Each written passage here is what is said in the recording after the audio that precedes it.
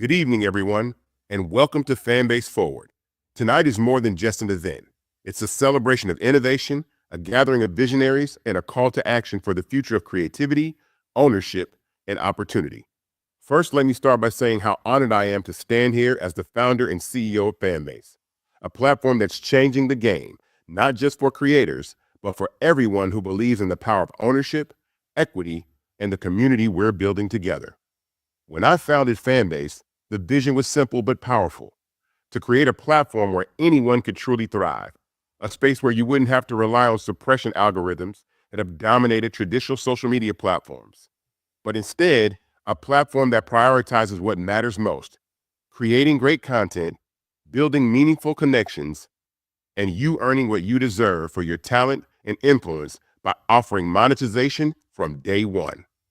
Tonight, we take that vision a step further. Fanbase isn't just a social media app, it's the first ever social economy platform. What does that mean? What is the social economy? Well, imagine an app that blends the immersive experience of TV with real-time connectivity of social media, all while prioritizing engagement and creators' pockets. From short-form videos to live broadcasts and interactive audio rooms, we're creating an ecosystem where every user, not just a select few, has the chance to be seen and heard, and most importantly, valued. Let me put it into perspective. The creator economy is booming. In 2023, it was worth over $100 billion. But here's the catch. Most of that money is going to platforms and advertisers, not to the people who are actually driving the culture, the creators. Platforms are built on your content, your ideas, and your influence. Yet the wealth remains concentrated in the hands of a few. That stops here. With Fanbase, we're doing it different. On Fanbase, anyone can monetize their content if they want to from the moment they join. The choice is yours. Whether it's through subscriptions, tipping we call love, or exclusive access, we give you the tools to build not just a following, but a legacy. It's not just about the money, it's about ownership. Our revolutionary equity crowdfunding model means anyone can own a piece of Fanbase. Not just VCs, not just insiders. Everyday people like you and me can share in the success of this platform. And we've already seen the vision resonate. With over 16,000 investors and counting, Fanbase is proving that community ownership is the future. But let me tell you, this journey has not been easy. Building a platform like this in a space dominated by giants takes resilience, passion, and a belief in something bigger. But here's what keeps me going: the stories of people who found a home on Fanbase, individuals who have immediately turned their art into income and their dreams into reality. That's why we're here. And this is only the beginning. Tonight, you're going to hear from some incredible voices, content creators, investors, and leaders shaping the future of media and technology. You'll learn about the growth we've achieved and the bold steps we're taking to redefine the relationship between creators and their communities. And yes, you'll even have a chance to invest in this moment in real time, becoming part of the story we're writing together. So I challenge you to think beyond what social media has been and imagine what it can be. A place where your talent is valued, your voice is heard, and your work creates wealth. Not just for others, but for you. That's what Fanbase is all about. That's what the social economy is all about. So thank you for being here, for believing in this vision, and being part of this incredible journey. Let's build the future together. Welcome to Fanbase Forward. Bravery is not the absence of fear, but the ability to overcome it. We stand for those who defy suppression, who speak out, and those who walk the road less traveled. Everyone deserves to be seen and their voices be heard. We're sparking a movement, growing a community of creators united by the desire for freedom, choice, equity, and ownership. At Fanbase, it's all for one and one for all. We support each other to guide, promote, and uplift you in a place where you can unapologetically be yourself. A place where your voice, ideas, and creativity are not just welcomed, but celebrated. We are Black founded, minority funded, and supported by a diverse, inclusive, powerful community that believes in the strength of authenticity and individual choice. Regardless of success or background, we welcome you, the marginalized, the underappreciated, the successful, the superstar. We're for all who seek a space to express themselves freely, where they are rewarded for being their authentic, true self. We transcend labels because only we have the right to define ourselves. We are built for the brave, the culture, the creators, and for the future where everyone has a power to shape their own destiny, where all are empowered, voices are amplified, and freedom is embraced. For the first time, you have a chance to own the platform you helped make popular. It's a revolution, a movement in how we connect, create, and share. Everyone is a creator, and everyone has a fan base. Here, you can be you without limits.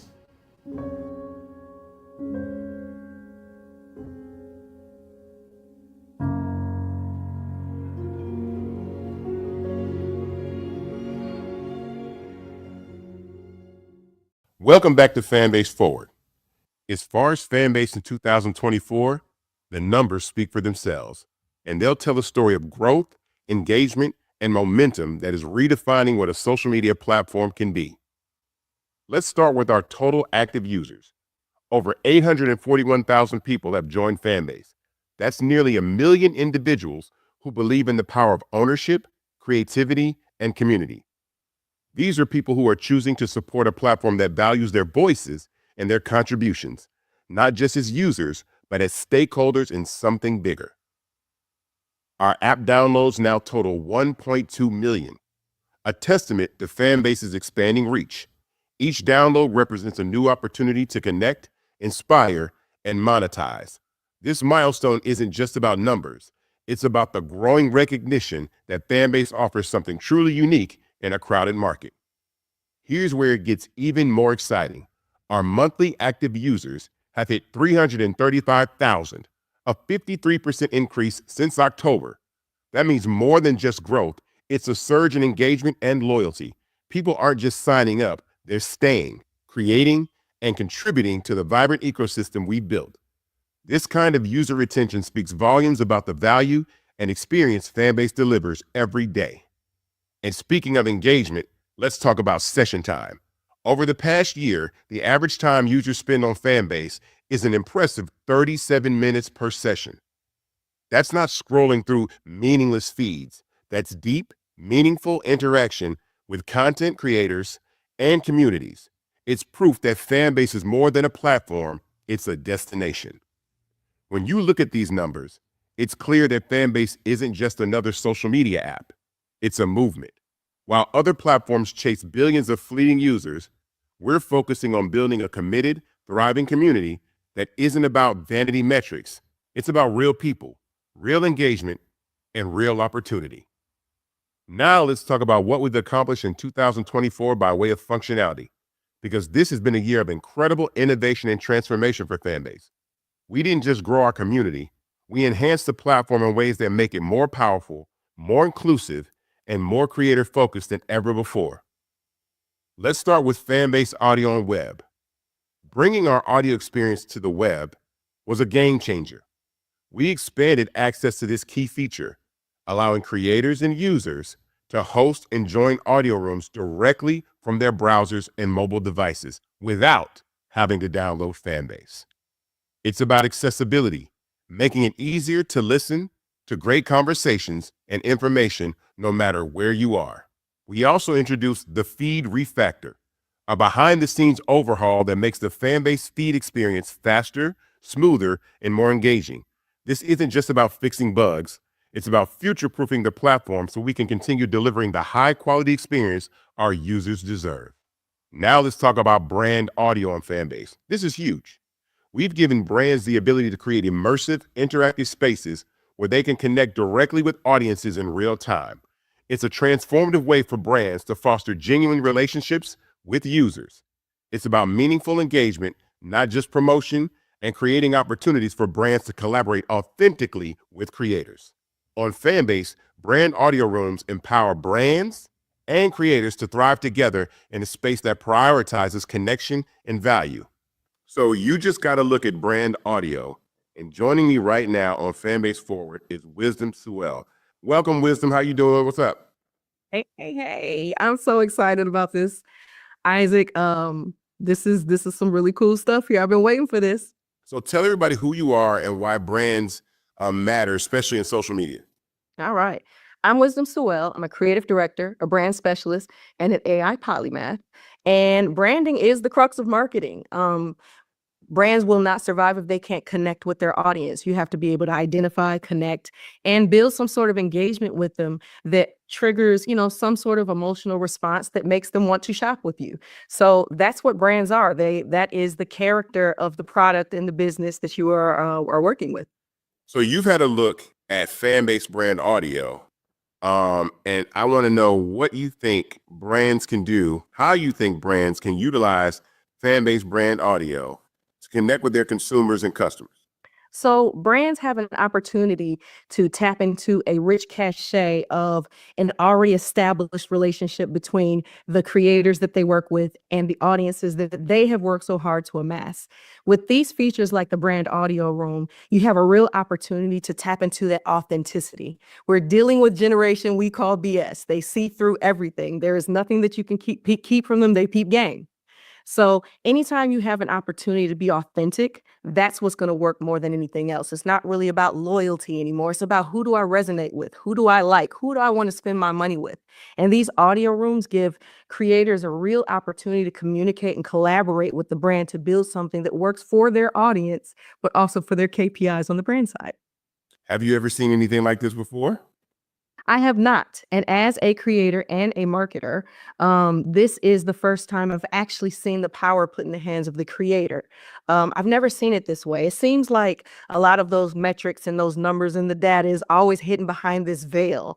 And, it's very enshrouded in secrecy. But this really breaks that down and puts the power in the hands of the creator. So this is pretty powerful. This is the future.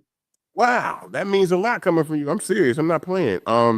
Yeah, so, fan-based brand audio has, call to action. You can brand your logos. You can tell people where you want to go. You can actually directly connect with consumers to send them promotions in their DMs, all kind of cool stuff like that.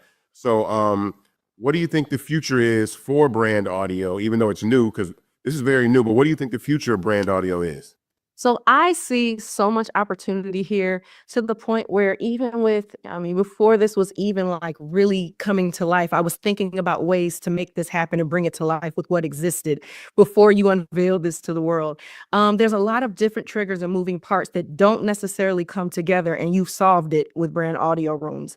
And I'm already thinking about how to introduce it to the brands that I work with, because it's a real opportunity to have these personal, almost semi-exclusive conversations with your people. You have an opportunity to tap into a fan base, for lack of a better word, that is already dialed in and engaged. They want to see what you have to say. They already follow you. They're already interested. And you get an opportunity to build a dialogue that's not so wide that it feels niche. And when things feel niche, people feel special. And when you make people feel special, you have an opportunity to connect with them in a way that a commercial is not necessarily going to do. It resonates. You have an opportunity to get a little more personal with them, to really make them feel special. You can offer things to them that you don't offer to anybody else. And that's going to make them tune in every time you go live, but it's also going to make them bring their friends, because this generation does not gatekeep. So you can see how that can continue and build upon itself. Wow. Well, thank you very much for joining us at Fanbase Forward. Your voice is very impactful. I'll see you soon. In the A, but I'm really glad to have you on the program, and thanks for stopping through. It's a pleasure, always. All right. Platform regionalization is another massive milestone. By launching Fanbase in Spanish, we've opened our platform to a whole new audience. This wasn't about translation. It was about cultural adaptation, ensuring that Fanbase feels welcoming and intuitive for Spanish-speaking creators and users around the world. We also added emojis in Fanbase audio. And while it may sound small, it's transformative.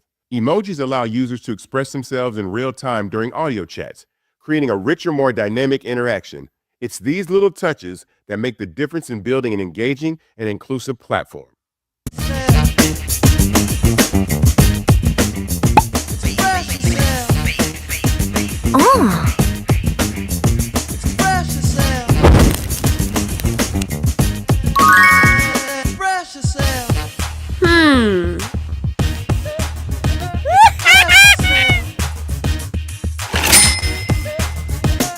You don't ever need help from nobody else. Our Instagram and TikTok migration version 2.0 feature makes it even easier for you to bring your content from TikTok and Instagram over to Fanbase. This seamless integration isn't just a convenience, it's a bridge, helping creators get a head start on growing their communities and instantly monetize your content like never before. When it comes to live content, we went all in this year. The new live stream and live feed give creators more tools to share their content in real time, while Exclusive Live lets them monetize the access by offering premium experiences to their fans. One of my favorite updates is Love in the DM. We brought our ability to send loves, our microtransactions, directly to direct messages. This is a game changer for creators who want to engage with their fans one-on-one while earning revenue. On the technical side, Branch.io integration and PayPal integration were pivotal. Branch.io ensures a seamless user journey from social media promotions to app engagement, while PayPal makes payments more accessible for users globally, enhancing how creators get paid. Recurring engagement is a cornerstone of Fanbase. Creators can set consistent schedules to connect with their audiences, fostering stronger bonds and ensuring that their communities know when to tune in. And with the Fanbase audio listing on web, also known as the hallway, users can easily browse and discover rooms that match their interests. We've introduced Profile 2.0, giving creators more customization and tools to showcase how they are and what they do, and how fans can support them. This isn't just a profile, it's a creator's digital storefront, optimized for growth and connection. Finally, let's not forget Watch Party and Audio Chat, where users can pin videos to the top of their audio rooms. This allows friends and communities to watch content together in real time, engaging in live conversations. Here's a quick look at Watch Party. Have you ever been to London? Who you a fool for this? Who you a fool for this? Gang. Let her cook. Let me cook. Have you ever been to London? Who you a fool for this? Who you a fool for this? Gang. Woo. Let me cook. These updates are more than just features. They're proof that we're listening to our community, innovating constantly, and staying true to our mission of empowering creators. 2024 has been transformative for Fanbase, and we're just getting started.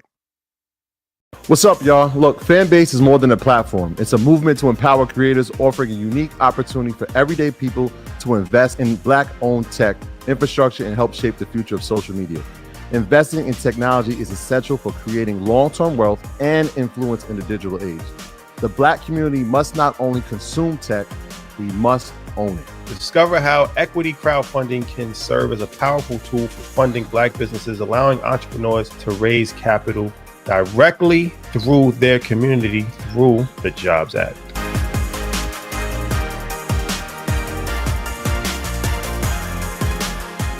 Now, let's talk about the future. As we look ahead to 2025, Fanbase is gearing up for a year filled with advancements and exciting new additions. This next chapter is about building on the foundation we've established and introducing new features that will enhance the experience for creators, brands, and users alike. From new tools for monetization to advancements that will redefine how our community engages and connects, we're not just evolving, we're setting the stage for something greater. Let's dive into the exciting developments coming to Fanbase in 2025 and explore how they'll continue to shape the future of the social economy. Let's talk about microblogging. Microblogging has become one of the most dynamic and impactful ways we communicate today. Platforms like X, formerly Twitter, Threads, and Blue Sky have shown us the power of short, immediate bursts of information to shape conversations, influence culture, and even change the world. But what truly sets microblogging apart, what gives it its unique magic, is citizen journalism. The ability for everyday people to share real-time updates, break stories, and provide perspectives that mainstream media often overlooks. For years, Black Twitter has been the cultural heartbeat of these platforms, creating trends, driving discussions, and amplifying voices. But here's the thing. It has never had an official home, a space where the creativity, humor, and power of the community could truly belong. Instead, its creativity, humor, and culture influence have been exploited to drive engagement, but rarely gets anything back in return. It is not just Black Twitter. People everywhere who want to engage in microblogging deserve a platform that values freedom of speech, inclusivity, and the ability to connect authentically. That's why in 2025, we're building something different, something that's easy to use, fun, and focused on delivering real-time messages without barriers. A platform where the community comes first, where conversations happen naturally, and where everyone has a voice. And we call it Fanbase Spark.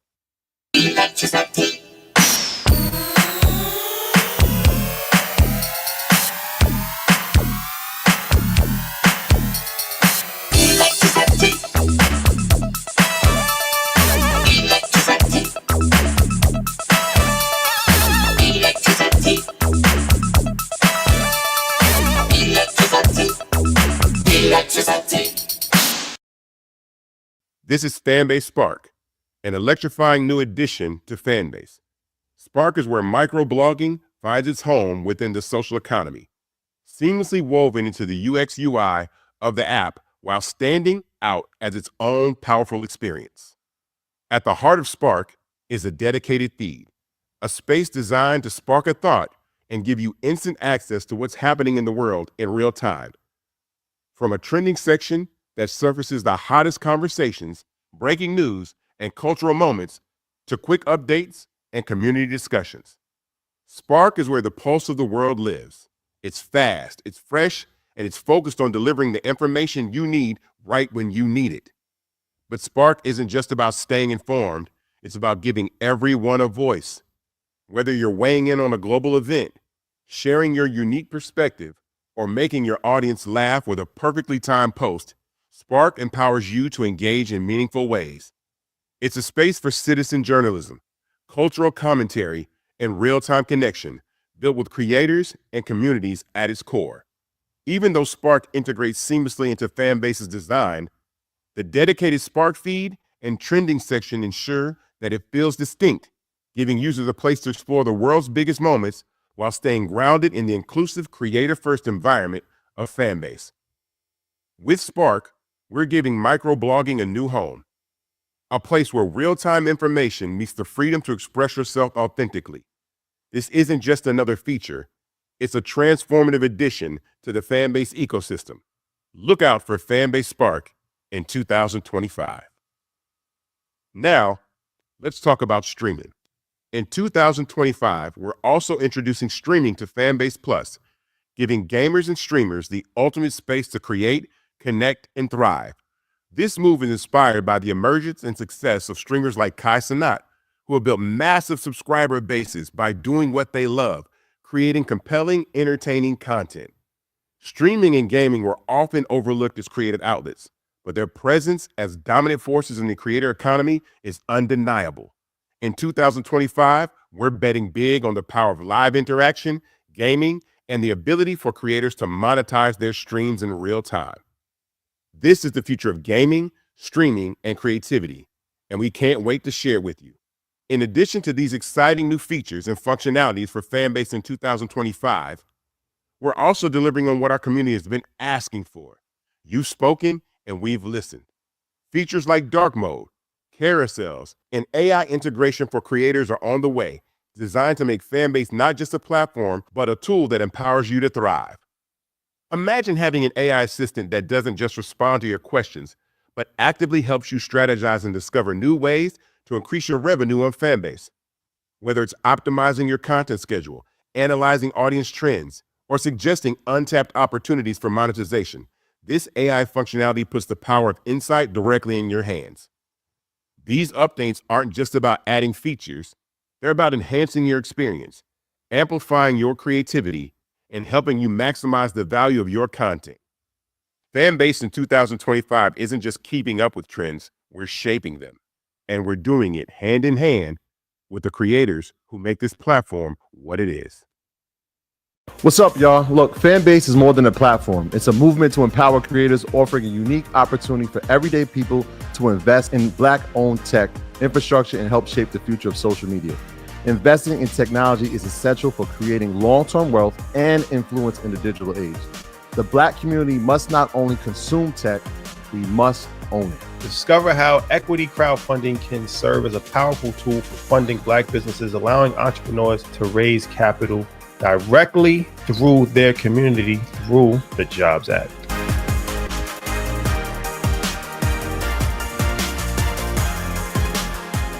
Now, after everything you've seen tonight, let's talk about the most important part of this journey: investing in Fanbase and owning the future of the social economy.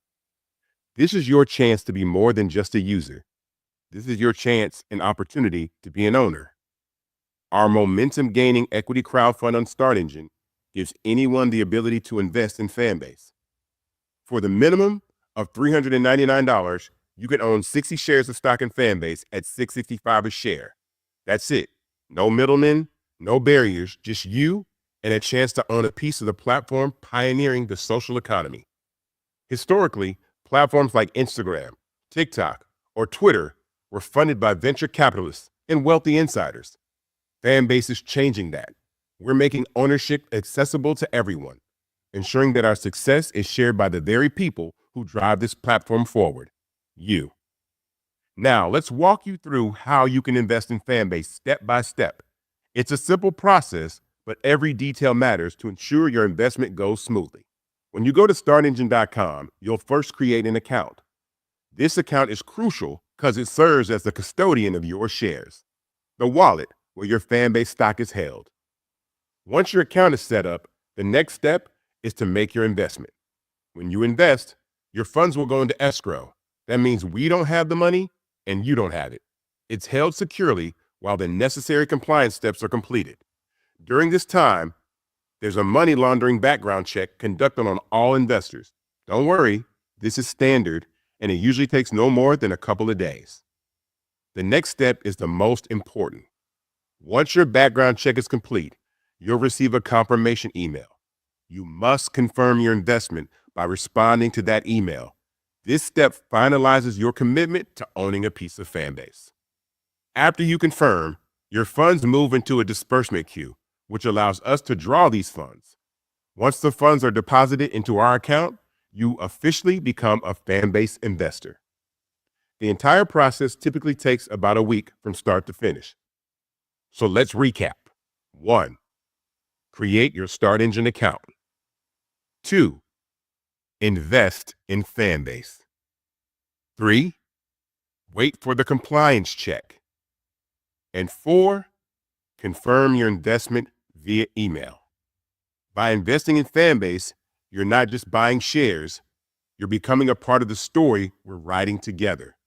You're joining a movement that's redefining what it means to truly own a piece of the platforms you help build. Your investment is a statement that you believe in the future where creators and communities thrive together, where innovation is driven by inclusion, and where ownership is shared by the people who make it all possible. After this break, I'll be speaking with Social Proof founder David Shands. This is Fanbase Forward 2025. Invest, innovate, impact. We'll be right back.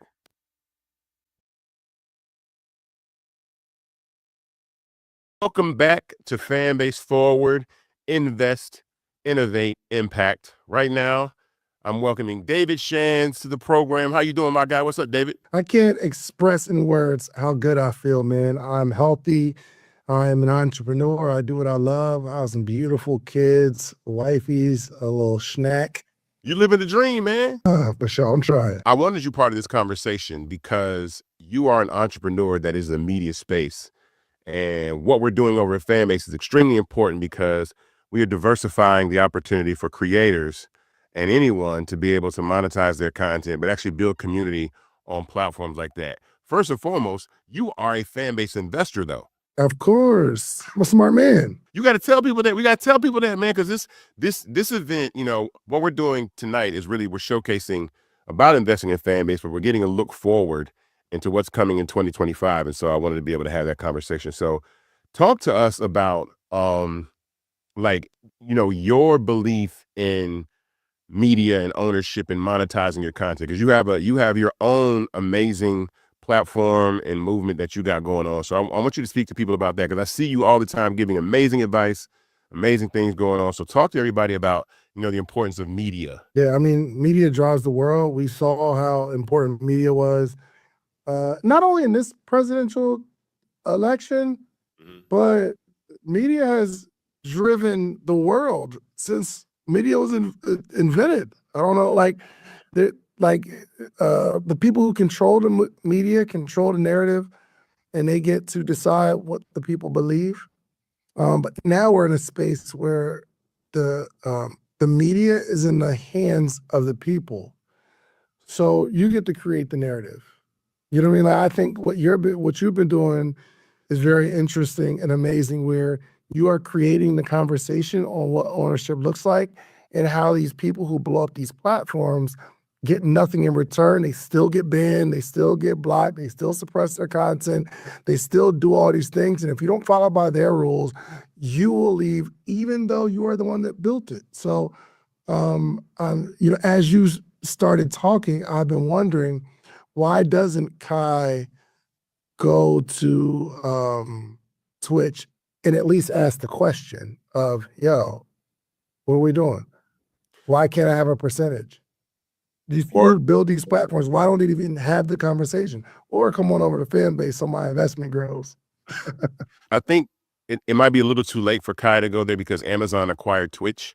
And so and the value that Twitch has is now in the multi-billions of dollars. And so he definitely could come to the platform and increase his value. I'm always looking for, like, well, what could be the opportunity for someone like Kai to invest in a platform like Fanbase? And then, as we're only $160 million company, which is nothing to scoff at, it can scale up to, you know, 1.6 billion, 16 billion. And then you see, you know, 10x, 100x your investment grow and stuff like that. So that's one of the things that I think I'm trying to get other people to realize. Something has been happening in the last couple weeks that has kind of put everybody in a tizzy, which is this OnlyFans creator named Sophie Rain. I don't know if you've seen this. She made $46 million in 1 year on OnlyFans. And everybody's acting like that is like, oh my God, like it's such a shock. But I think you and I know that content creators and people being able to pay for what they want to pay for is the future of what all this is about and why we're doing this. How do you feel about her making that type of money and other people being able to make that type of money? I think that's where we are. There's no limit right now. There's only the limit that we place on our own mind. There's people that are going to continue to break records on social media, monetarily. Like, and I don't know that young lady, but she's not $40 million more special than anybody that's watching this. You know, she didn't go to like a school that taught her how to be $40 million smarter than you. She doesn't bleed $40 million blood. She's a regular human being that took advantage of the opportunity at hand and understands how to gather attention. It's no surprise. It'll be somebody 50 million that comes out next week, or 100 million 3 weeks from now. It just, there's no limit. What do you think? So do you think the future of people making money, because Stephen A did a video last week about this, like he was just surprised that she's making more money than NBA players. But I've been saying that, like, the ability for someone to pick up their phone and subscribe directly to you, me, Kai, Sophie, a chef, a fitness expert is the future. So, I mean, how do you feel about that? Or do you think that's what the future is? Yeah, no surprise. It's not gonna get smaller. It's not like people are gonna wake up one day and say, you know what? I don't like subscribing to people that I like. You're paying for something. It's like we are paying for Netflix and nobody's surprised, right? Oh, because I get to watch what I want to watch. So I'll pay for it. Jamie Foxx is my favorite creator. bruh, if he was doing something for $5 a month or $10 a month, I'd have been paying that money for the last 25 years. Right. So for the next 25 years, there will be people subscribed to their favorite creator. You often, I think, articulate the most that you just have to have the guts to charge for your content. Most people don't have the guts to charge for their content. The only difference between anybody else and Sophie Rain and Kai Cenat is the ability to say, pay me.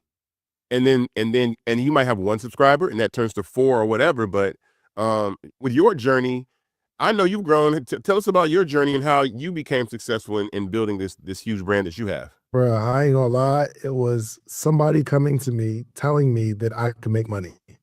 So I was when I first started this like podcast thing, or even before that, I was creating videos in my living room, but I wasn't thinking that when I put this video out, I'll make money. I was creating it because I wanted to teach entrepreneurship. And I thought it was cool. I like the fact that people see it and they're like, wow, I like that. So I'm gonna keep creating the videos. I started interviewing people, but I was only interviewing them because they were speakers at my conference that was coming up. And I got this genius idea that I'd never seen before. I'm like, I got all these people who want a flyer. Let me just do a short interview with the people that are gonna be speaking, because I'm betting that if somebody sees it, they'll want to meet the person that I interviewed at the conference, meaning they'll buy a ticket. Made a lot of money doing that. Yeah. And now here we are again. And I've had a community for a long time, like my morning meetup community. It's a paid membership. But now we're at a time where I think people are starting to realize, people love me. I don't have to wait on views and streams and sponsors to come. The people that love me will pay me right now. And it's less than the amount of money that they're gonna spend at McDonald's today for the month. $5, $6, $10. Correct. So now when we see people like Kai and we start calculating the people that spent at least $5 or invest $5, or the people on OnlyFans where it's a small decision, $5, $10, we're in that space now, man. So as a fan-based investor, do you have any questions for me? Because I know that investors are gonna, investors have questions, but I want you to ask me a question because you're a good interviewer.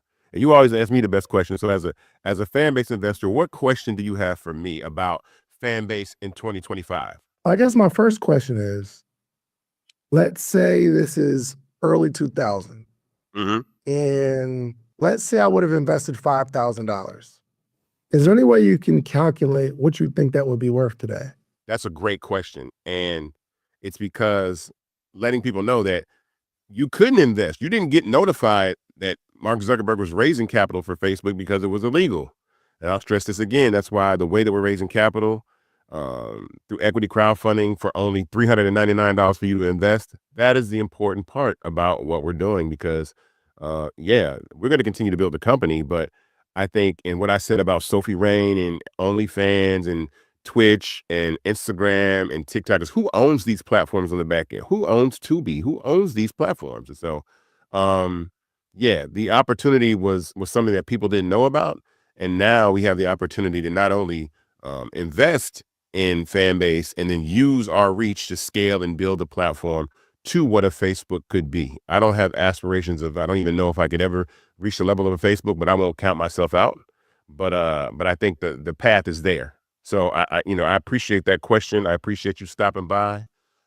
Hold on, real quick, because you've not satisfied my answer just yet. Okay. What is Facebook worth right now? 1.5 trillion. Trillion? Yeah, 1.5 trillion. Right now, Fanbase is worth 160 million, right? Yeah, 160 million. Let's say, for instance, I were to invest $10,000. Yeah. What percentage would that represent? I can't define it by the percent, but what I can tell you is, as the company grows, let's say Fanbase goes from a $160 million company to a $1.6 billion company, your $10,000 would multiply times 10. All right. Okay. And then we'll multiply times 10. So a 10,000 will be 100,000. And yeah. So then if Fanbase became a $16 billion company, your investment would times 100. So 10,000 times 100. $1 million. Right. And then if Fanbase were to reach 160 billion, right, which is the value of the 160 billion, which is less than the value of Instagram and TikTok and Facebook, that is 1,000x your return. So 10,000 times 1,000, which I think is $10 million. But that $10,000 that they're going to invest during these holiday season is not going to yield anything. And they'll actually forget about the 10,000. So the 10,000 someone spent on the holidays last year or a birthday party, they don't remember it. They don't even think about it, right? Yeah. That's why the reason I invested, because the money that I invested, I don't remember it. It's not like a pain point, like, oh my gosh, I still need that money back from what I don't even think about it.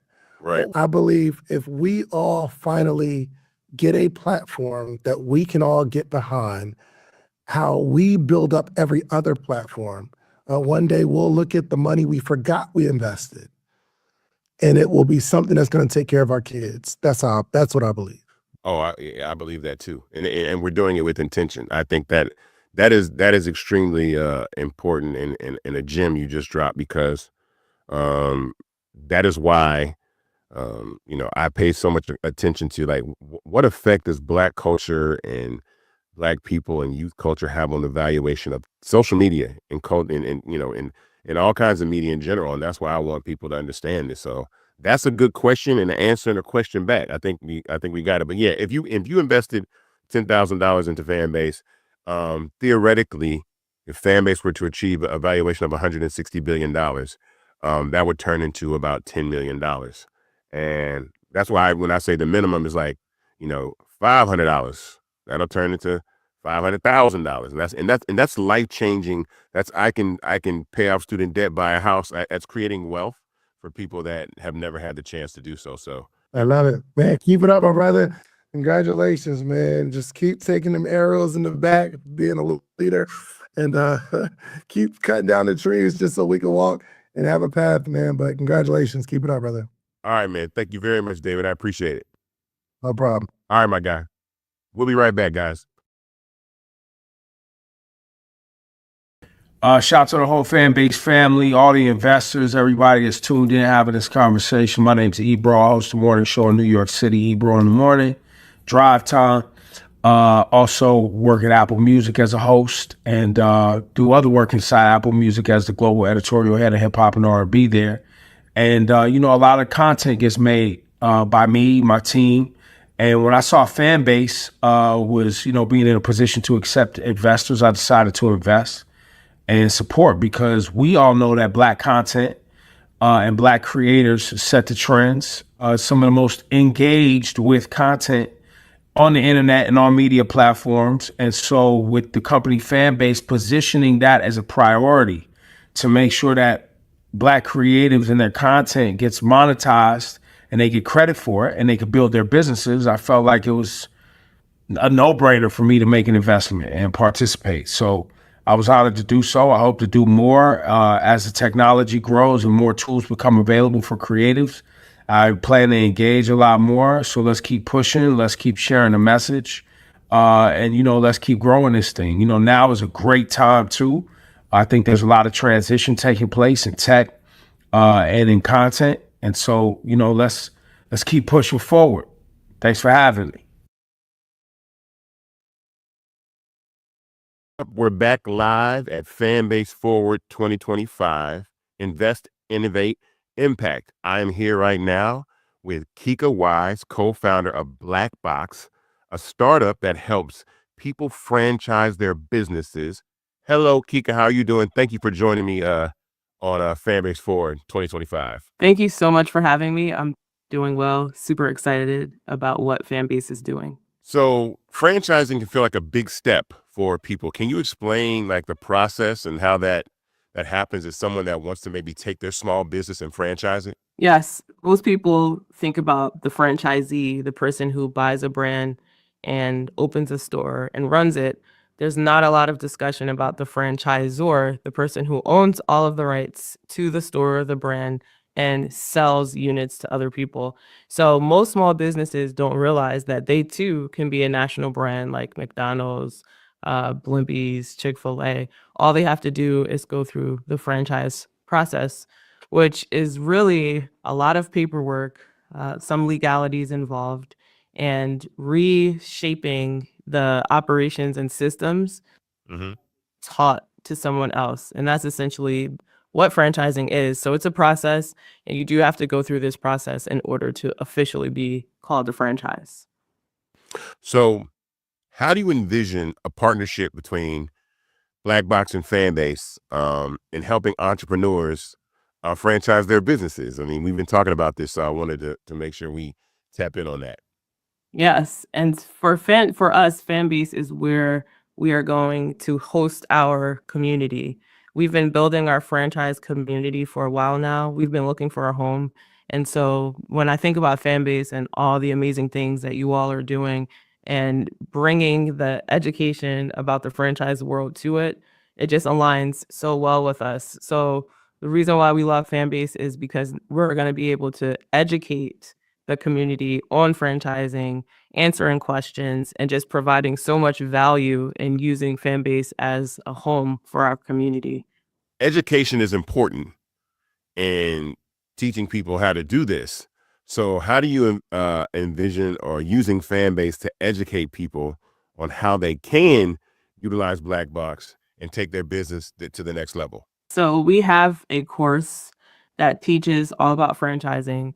And so what we're going to do is have audio rooms that are assigned to different topics within our educational course. So we'll have rooms where you can go into and actually learn all about franchising and how you can, by the end of the room, the audio room, you'll be able to take the tools and the lessons that you've learned, and you'll be literally able to enhance your business as soon as the room's over. So we're all about giving actionable steps. Even if you're not ready to franchise, there are still some things you need to know. So we're going to be utilizing the audio rooms, changing the themes every so often, and just educating the community on practical steps they can take to take their business to the next level. Give me a success story that you can share about how someone had a small business and now you're turning that business into a franchise for them.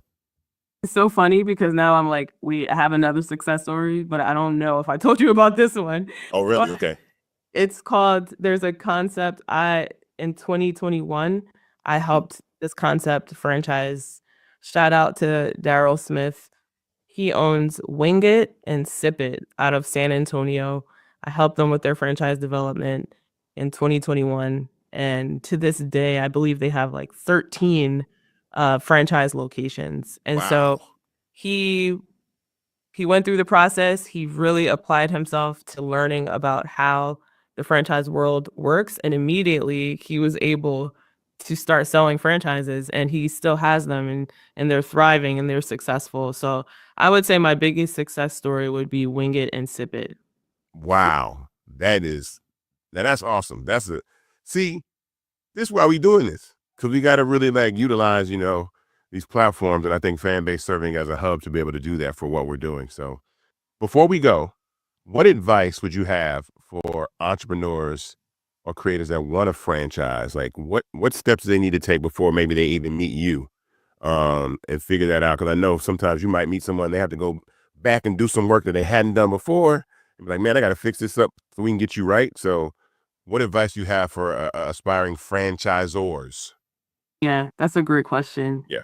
The biggest piece of advice I would give is to start firing yourself from your own business. Most people don't even know what that means. Most people are stuck behind the front desk. If they don't answer the phone, if they don't send out emails, the business does not function. In order to be a franchise, the business has to be self-sufficient. It cannot rely on you. If it relies on you, it's a job, which is fine. But if you're trying to build a business and later on a franchise, it has to operate without you even picking up the phone or being there. So one of the first things that I suggest everyone does is write a list of all the things that you currently do in your business, things that you love, things that you hate doing, and cross out all the things that you don't enjoy doing. Those things that you cross off now become a task for someone else. Hire that person, have them do those tasks that you don't enjoy doing. Now they have a role within your organization, and now you're able to delegate some of the work, so you're not doing everything, so you can get from behind the front desk. And now if you keep doing that, after time, the business will be self-sufficient and it won't rely on you for its daily existence. Wow. Okay. Well, yeah, I had to actually learn that here at Fanbase, and it's been a blessing to kind of delegate authority and allow other people to do things. It's just trust. There's trust that's involved. But it was the best decision ever because it allows me to be the CEO of the company, and I just get to imagine and dream big and be the visionary, you know what I'm saying? And don't worry about the little things all the time. So, Kika, I want to thank you for coming to Fanbase Forward. I'm excited for what we're going to be doing in 2025. I appreciate you stopping by. And we will talk to you very, very soon. But thank you for stopping by. Shout out to Black Box. Can't wait to get started. Thanks for having us. All right. Bye-bye. Bye. We'll be right back. Friends, what's up? It's your girl Candy. A lot of y'all know me from a lot of different media platforms, but most of y'all know I'm about my business. Let's just get straight to it. And with that being said, over the years, I made a lot of investments. I've invested into a lot of different things, but I would have to say there's not been many times that I've had the opportunity to invest into a company that has the potential to be $1 billion company one day early on. How many times have we heard people say stuff like, oh, if you would have invested in Apple back in, I don't know, back in the 90s or the 80s, you would have $100 million right now. I'm just making up numbers, okay? I'm just saying, but y'all know what I'm talking about. How many times have we heard that? And we always say, dang, I wish I would have had that opportunity. Okay, with that being said, I am an investor in Fanbase. I got in early, and I'm not telling you what to do. I'm just telling you what I did. I do think that this company is on to something. I feel like we all know social media is huge, and we all seen different apps blow up crazy, right? And but I have to say, with those apps, I didn't have the opportunity to invest early. And with Fanbase, the opportunity is there. I encourage you to get more information. Find out more about Fanbase. I'm just saying. Welcome back to Fanbase Forward. Invest, Innovate, Impact. I am here now with Dr. Shantay Bolton, Executive Vice President and Chief Business Officer at Georgia Tech. How you doing, Shantay? I am doing wonderful. Thank you for having me today. Thank you for joining us for this amazing conversation and event that we're having with Fanbase. So as everybody knows, Fanbase moved their offices in West Midtown in collaboration with Georgia Tech. And we've been able to start to work together. And I want to ask you, what excites you the most about this partnership? I'll start with this quote that comes to mind when I think about our relationship, and that's really that Black excellence isn't just about individual achievement, but how we lift each other as we climb, how we break barriers, how we create a sense of community. And that is exactly what I think Fanbase is doing, and bringing together the intersection of the creative arts and engineering in the relationship with Georgia Tech. It's really, really exciting just to see the work that's going to go on. I'm motivated and inspired by the work that our students will get to do, working in partnership with Fanbase. And so it's really this opportunity to elevate the brand of Georgia Tech in partnership with doing things in the creative arts, and in particular, Black creative arts in West Midtown Atlanta. That's exciting. One of the things that excited me in moving to our new headquarters is meeting you and Natasha, the two Black women that are running things. And I was like, this is dope. I said, I got to come over here because I'm around all these dope Black people. And I was like, all right, we're going to bring more Black people into the fold. So I wanted to come over here. I was excited to come over here and work in this space. How does Georgia Tech's commitment to innovation and entrepreneurship align with our mission as a Black-led startup? What do you think? How do we mesh together? Let me give a little bit of history and context just really quickly before I answer that, because I think it will make a difference in this. Georgia Tech was founded in 1885, and I am the first African-American woman to serve in the role of an executive vice president at this institution. That's something I'm very proud of. But also with that, I think comes a responsibility for us to be intentional and thoughtful about the type of relationships and partnerships that we develop. Fanbase creates what I think is a very unique opportunity as the institution is at a place in its history where it's thinking about how to really amplify our impact in the innovation space of creative arts. And that's everything from performing arts, social media, you name it. And I think that this opportunity with Fanbase gives us a chance to really think about what that can look like and to have a partner that is deep in the field that can help us to shape what the future looks like together. I believe that when you think about Georgia Tech and Fanbase as a partner, we as Georgia Tech create the framework of engineering, right? We have that. We know that. We're really, really good at that. We're globally known for that. But Fanbase is a platform that allows for the expression of art in different ways that can connect people and ideas and build bridges. And so I think there's an opportunity there for us to learn from that together, to be able to contribute to and draw from each other.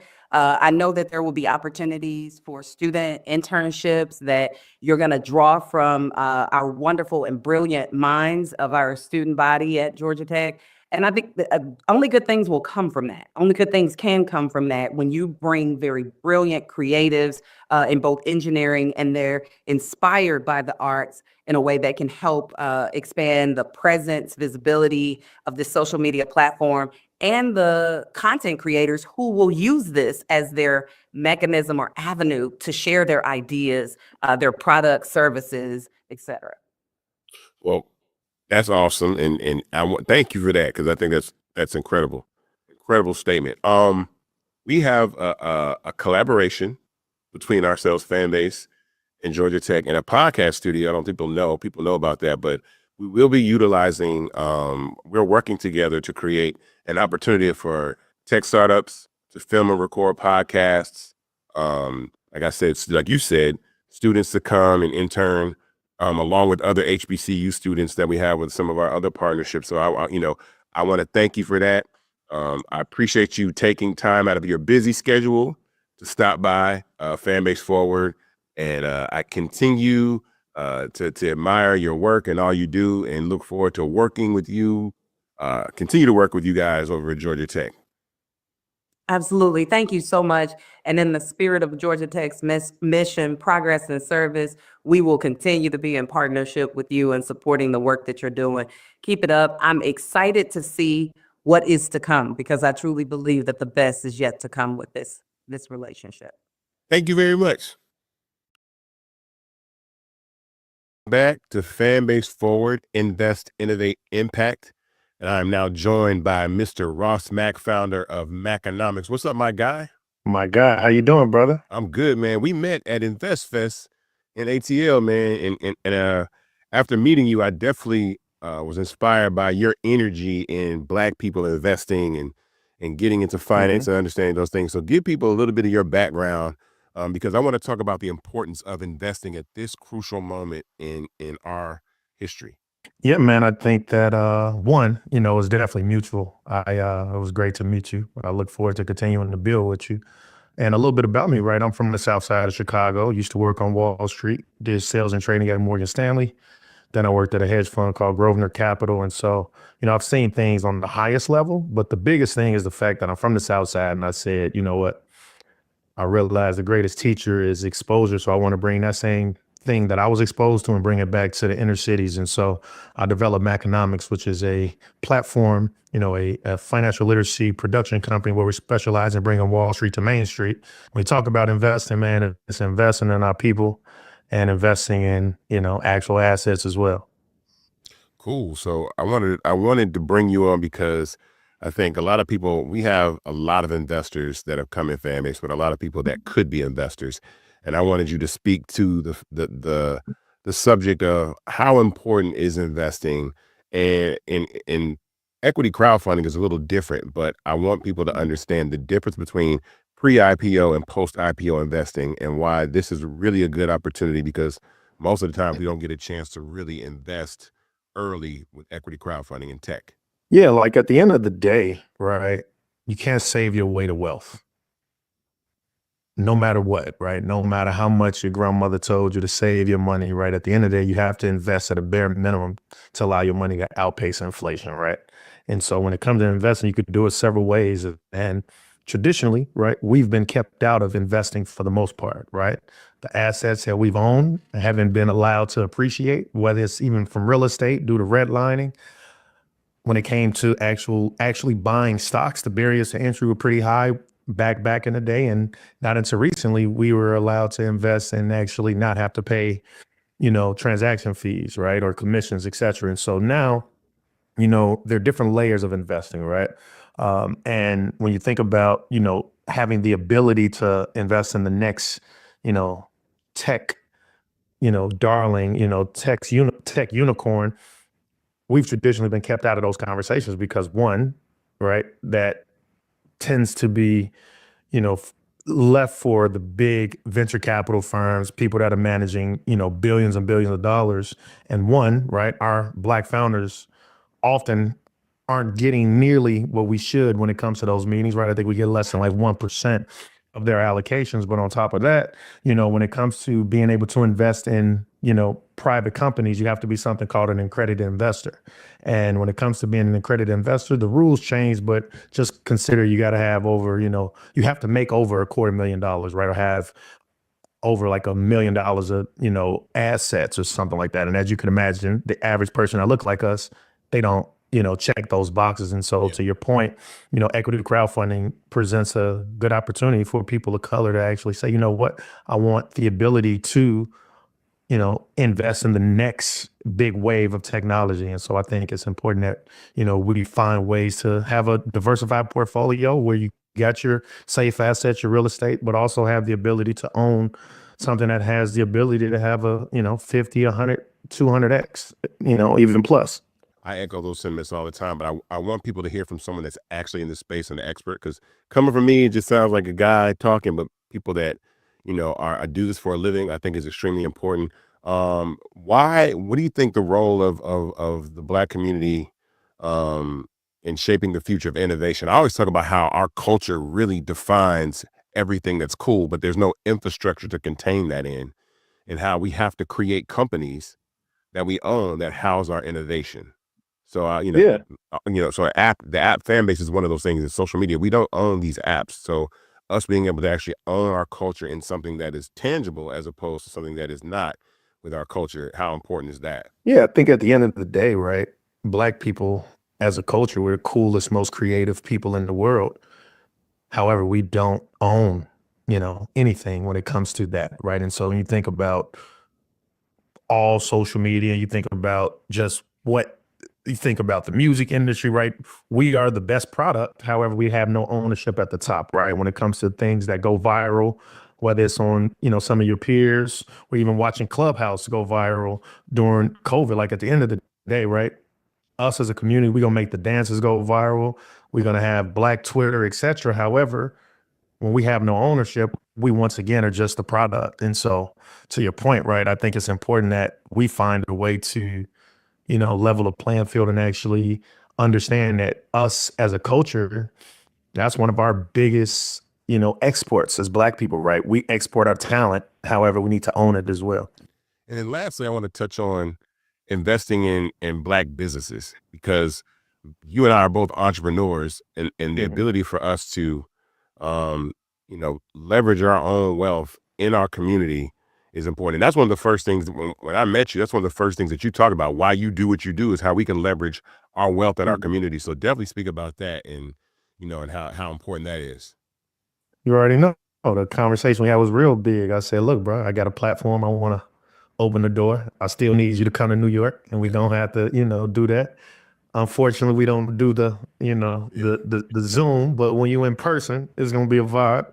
It's going to be a movie. But yeah, man, look, when it's all said and done, man, I think you got to understand that nobody's coming to save us, right? And we have the power we just don't know how to collectively get together and put all of our resources towards something that's going to continue to advance us. And so when you talk about, spending money in the Black community, if you look at, call it a little over 100 years ago, when we had Black Wall Street in Tulsa, Oklahoma, $1 would stay in the Black community there for over a year, right? Fast forward to today, $1 leaves our Black community in like less than 4 hours, right? And you look at our respective counterparts, I think Asians is almost 3 weeks.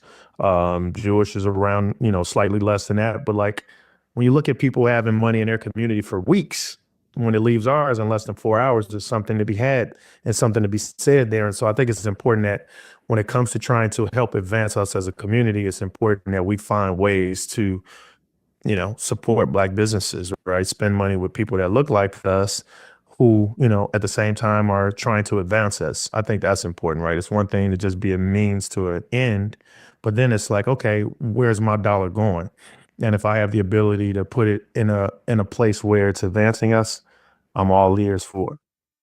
Thank you, man. I appreciate you. I'm glad that we're able to have this conversation, for you joining us on Fanbase Forward. I'm gonna make sure I get up there.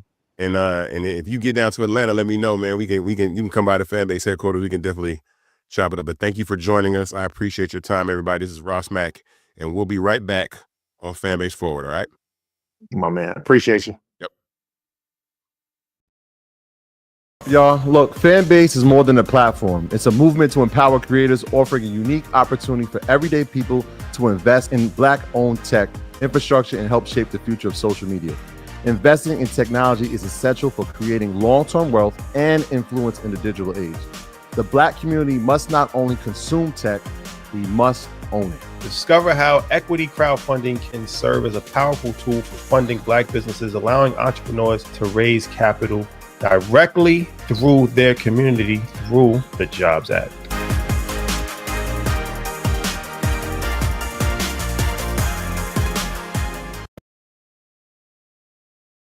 Fanbase Forward, invest, innovate, impact. I'm Isaac Hayes, the third founder and CEO of Fanbase, and I am now joined by Mr. Kenny Hamilton in the building, artist, manager extraordinaire. Kenny, give people your credentials real quick. We go way back, but I'll let everybody learn about you from you.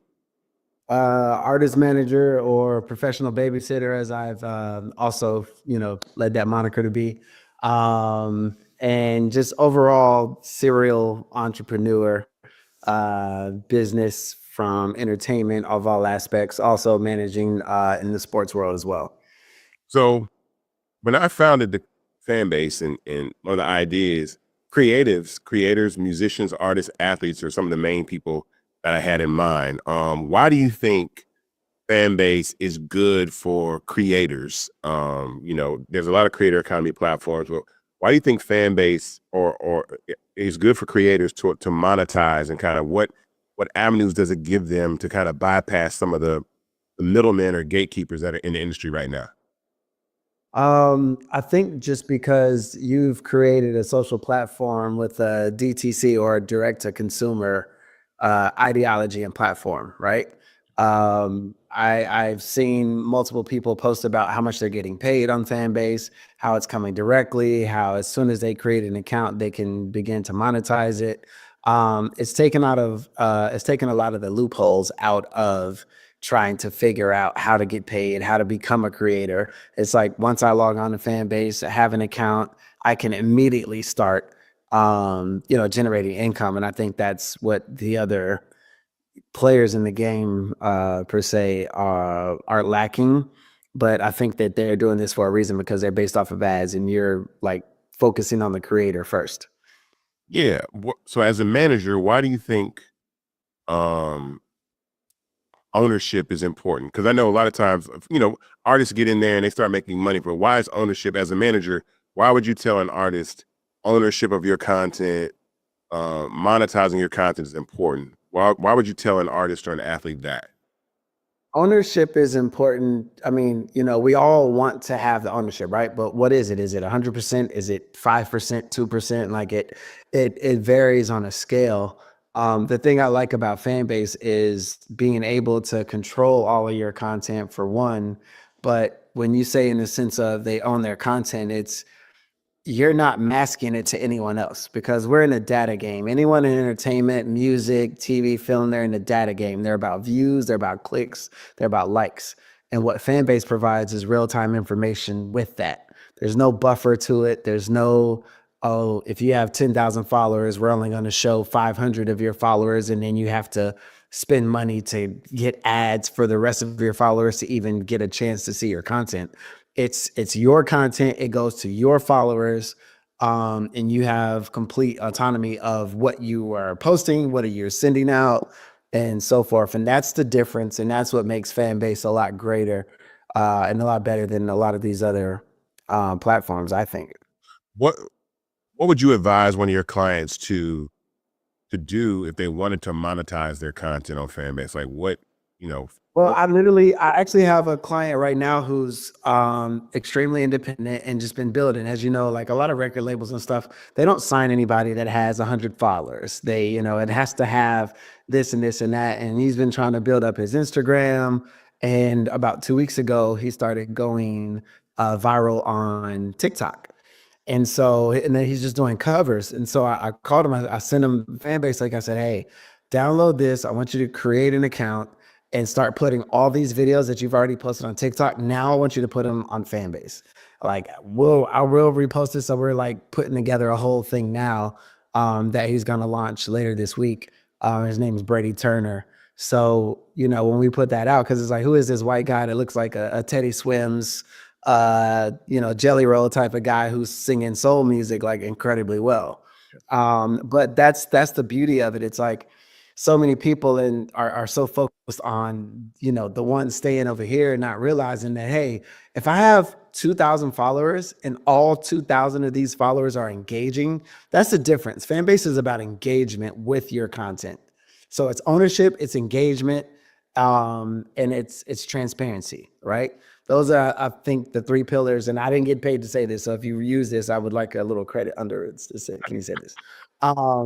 But that's what I think. What I think Fanbase, I've had a few conversations, about you because people know that we're friends and what I think about the platform. And that's what I think about it. Cool. Well, I thank you for your time. I know you're a busy guy, but I appreciate you always supporting what I do and being involved. And I look forward to continue to build with all the talent because Kenny is into a bunch of things, Kenny got a bunch of people you work with. But I'm happy to be able to call you a friend and have you come on and talk about Fanbase Forward and share your vision for what we're doing as well. So thank you very much, my guy. Absolutely. I appreciate your time, man. All right, man. Happy holidays, everybody.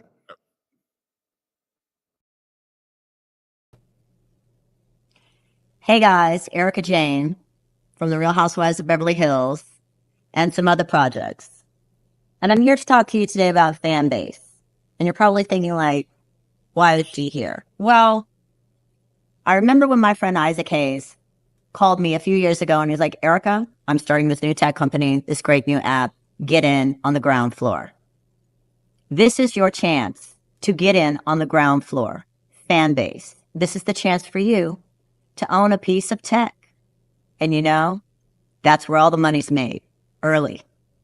So my advice to you, check out Fanbase. And Ike, I'm really proud of you.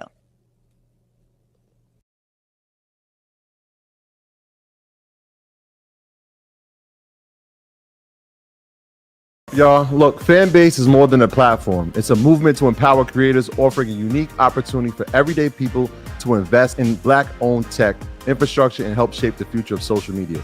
Investing in technology is essential for creating long-term wealth and influence in the digital age. The Black community must not only consume tech, we must own it. Discover how equity crowdfunding can serve as a powerful tool for funding Black businesses, allowing entrepreneurs to raise capital directly through their community through the Jobs Act.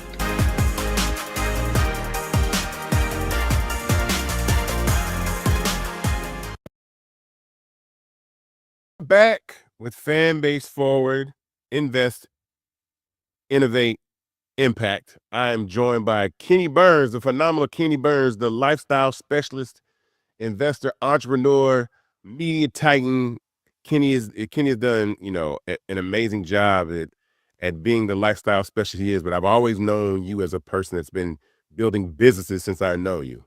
You've been in fashion, apparel, you've been in everything. And the importance of these conversations, what we're doing with Forward, we're talking about the evolution of Fanbase, where we're going, but we've also been talking about investing in ownership. And I wanted to talk to you about that because I saw a post that you made shortly after the election about how we can start focusing ourselves on our own businesses because of what happened with over on X and stuff like that. And so I want you to talk about the importance of ownership in Black business, because we're both Black entrepreneurs, and how we have to start circling the wagons on our own infrastructure to make, things happen for our community. 100,000%. And that actual statement came behind the rhetoric from Elon Musk. The fact that I was a Tesla owner and then went into, immediate disgust with the fact that he went from, I paid $105,000 for my Tesla, and then he lowered the price of the actual vehicle to $85,000. I dislike Elon very much, and to support him was not in my wheelhouse. So we exited all of my companies off of Twitter. I exited off of Twitter. I sold, like I said, my ex immediately. But that just got me to thinking, man. I mean, I've always supported Black business. I feel that strongly. I think this next 4 years for us will be very defining on who we are as a culture. I think hip hop culture is on a decline as far as music being our soundtrack, but there's so many other extensions of hip hop now. Fanbase is one of those. And I think, we have to double down on saving not only Black business, but hip hop culture as we know it. I saw you join the platform. You joined Fanbase. I watched the Kenny Burns show. I watched the clips you put on there. And I want you to start doing audio, though, because I think social audio is something that I don't think people really understand. And we have this feature called Watch Party where you're able to, actually post a video at the top and have a conversation. Absolutely. We're gonna get you on Fanbase Audio. I love that the founder, by the way, sends you how it works. I mean, I was at Art Basel and Isaac was sending me, actually, this is how you use it, Negro. I love that. So kudos to you. So somebody that and work with very well, and your business partner is Fawn Weaver, Yes. from Nearest. And I recently saw an interview with her talking about how ownership is important to her with the brand that she's built, with the patents, the land, Yes. the trademarks, all those things. And that was really the path that I took, even with Fanbase, just coming from out of the music business and what happened to my dad. I want to make sure that I was part of something that I owned. And so speak to her and how we own our infrastructure and make sure, because I've never taken venture capital. It's not that I'm against it, but I had the same reservations as she did about being able to stay in control of your company. But I know you have an enormous amount of insight in what she's done and how, Fanbase can follow that same blueprint that she's laid out, but we can do this from a community standpoint by people investing. Fawn might go down in history as one of the best entrepreneurs and executives ever. The first thing I fell in love with, to your point, is that she was gangster about the way she was going to do business. And I'm not talking about outward gangster. Gangster is, I have an idea. Oh, wait, I'm passionate about this idea. I'm going to go to one of the biggest brands in the world and say, I have this idea and I need your help. They don't hear you. And then you go start researching this amazing newfound passion, which Fawn Weaver did with Nearest Green. And you find out all this amazing history. And in those discoveries, you find this amazing property that is a cornerstone, not just in Nearest Green's life, but in Jack Daniel's life. Then you find out it's for sale. You find out that Jack Daniels doesn't own the Dan Cole farm. So you make that play to buy this land. That's gangster. So you add on to this discovery of this amazing man that started this process that came from the continent of Africa and exudes this whiskey that everybody in the world thinks came from this man named Jack Daniels. No, came from Nearest Green, affectionately referred to as Uncle Nearest. And now you're like, oh, wait, we have to be involved. When you think about business, you think about fortifying your foundation. She exemplifies that on the next level. She exemplifies that, and it will be case studies on her going forward and how she did. This is lightning in the bottle. You don't get this, often. This is not like in every year someone like Fawn Weaver pops up. This is a once in a generation type of business. And she, is privately owned. That's another gangster thing about her. She's raised all this money, and she's been able to be inclusive and have people immerse themselves in this brand.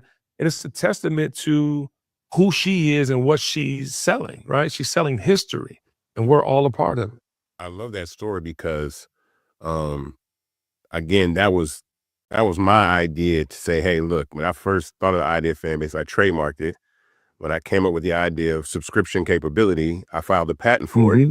And then I've independently raised capital, and we're still privately owned with the multitude of investors that have joined Fanbase. And so I love the comparison, and I know that you have a understanding of that as well. What is your perspective on Black culture and actually owning infrastructure? Because I talk about that a lot. And I'm asking this question a lot during Forward, is the fact that we, Grandmaster Flash, came up with DJ and scratching, but he really didn't, he invented the crossfader. I didn't even know that he actually sourced parts from a junkyard to make the crossfader, but he doesn't, it's no credit structure. And so the importance of why I'm doing what I'm doing is to say that we need to own our infrastructure that we put our culture into. How do you feel about that?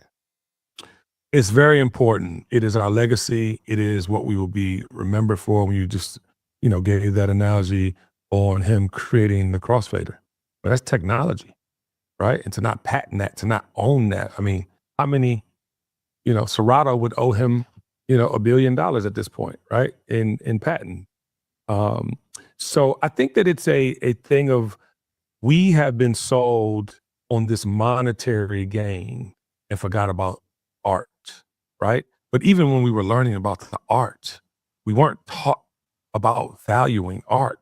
We weren't taught to take insurance out on art, to file patents when we had created things to continue this art. To your question, we value the wrong things. We don't value the ownership. We don't value the legacy. You have benefited from your father's music and fought for the rights of that music because he left it to you. There were things that you could, have actionable item-wise to fight for, to monetize, to provide for your family. And you got brothers and sisters. So it's like, at the end of the day, I think, we've been taught all the wrong things. And now our responsibility, yours with Fanbase, is to create a platform where we can have truth. I want to thank you because I think, I know how passionate you are about Black culture and Black people, and joining us today. Glad to have you as a Fanbase user and investor. I tell everybody, go to startengine.com/Fanbase to invest. That's where you go. The minimum to invest is $399. And we're gonna close this raise. I'm telling you, we're raising 17 million, but we're gonna close this round and then move on to the next level, and then the next level, and then Fanbase is a multi-billion-dollar company, and we'll see. Hell yeah. But thank you for joining us. I appreciate you. And I can't wait to continue to work with you on Fanbase and the Kenny Burns Show. Yeah, man, listen, love what you're doing. Love the fact that you have intentionality around this platform. And you can save the world, brother, through Fanbase. I'm here for it. Thank you, my guy. All right. We'll be right back, guys.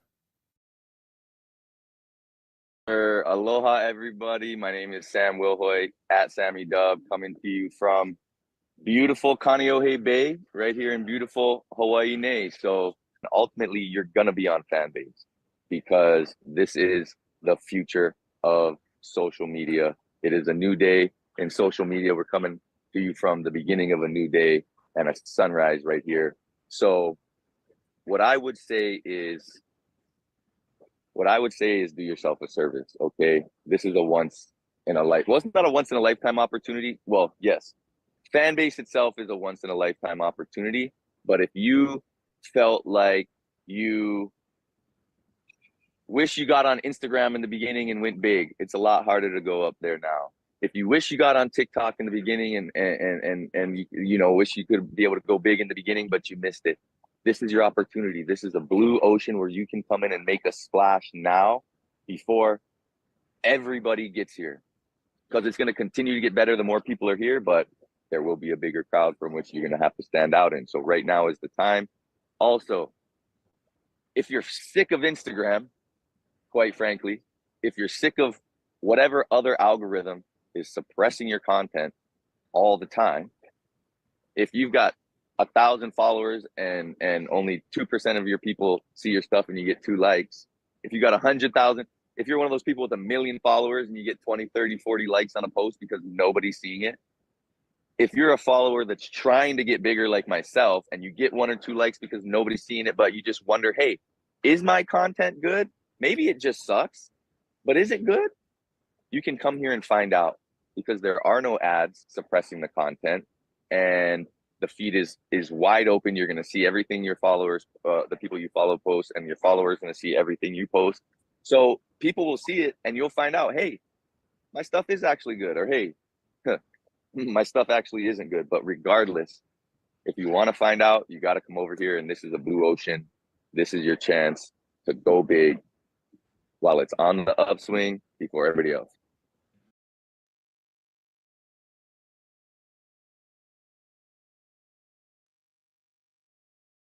Y'all, look, Fanbase is more than a platform. It's a movement to empower creators, offering a unique opportunity for everyday people to invest in Black-owned tech, infrastructure, and help shape the future of social media.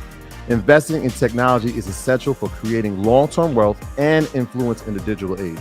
The Black community must not only consume tech, we must own it. Discover how equity crowdfunding can serve as a powerful tool for funding Black businesses, allowing entrepreneurs to raise capital directly through their community through the Jobs Act.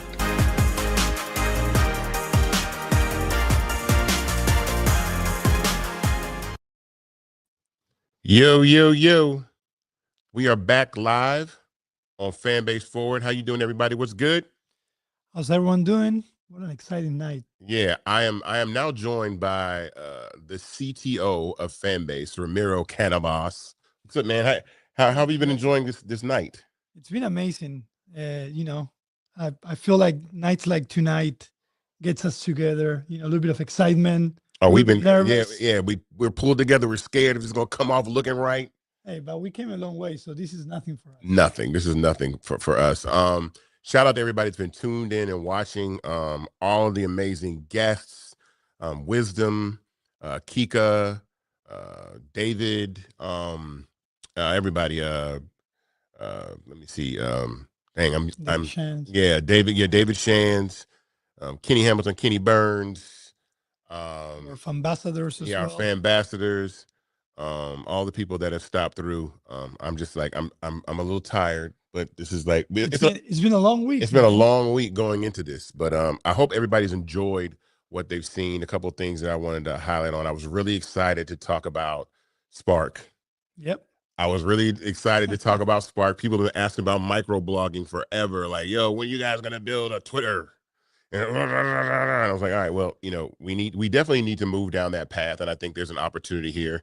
I love the other platforms that are attempting to do what they're doing, but I think there's a difference that we can provide in that space and what we can do. Definitely. We talked about streaming. Yep. We had a lot of gamers actually tuning in and asking about, you know, streaming in 2025, RTMP. So I think it was right on point, and we're excited about that.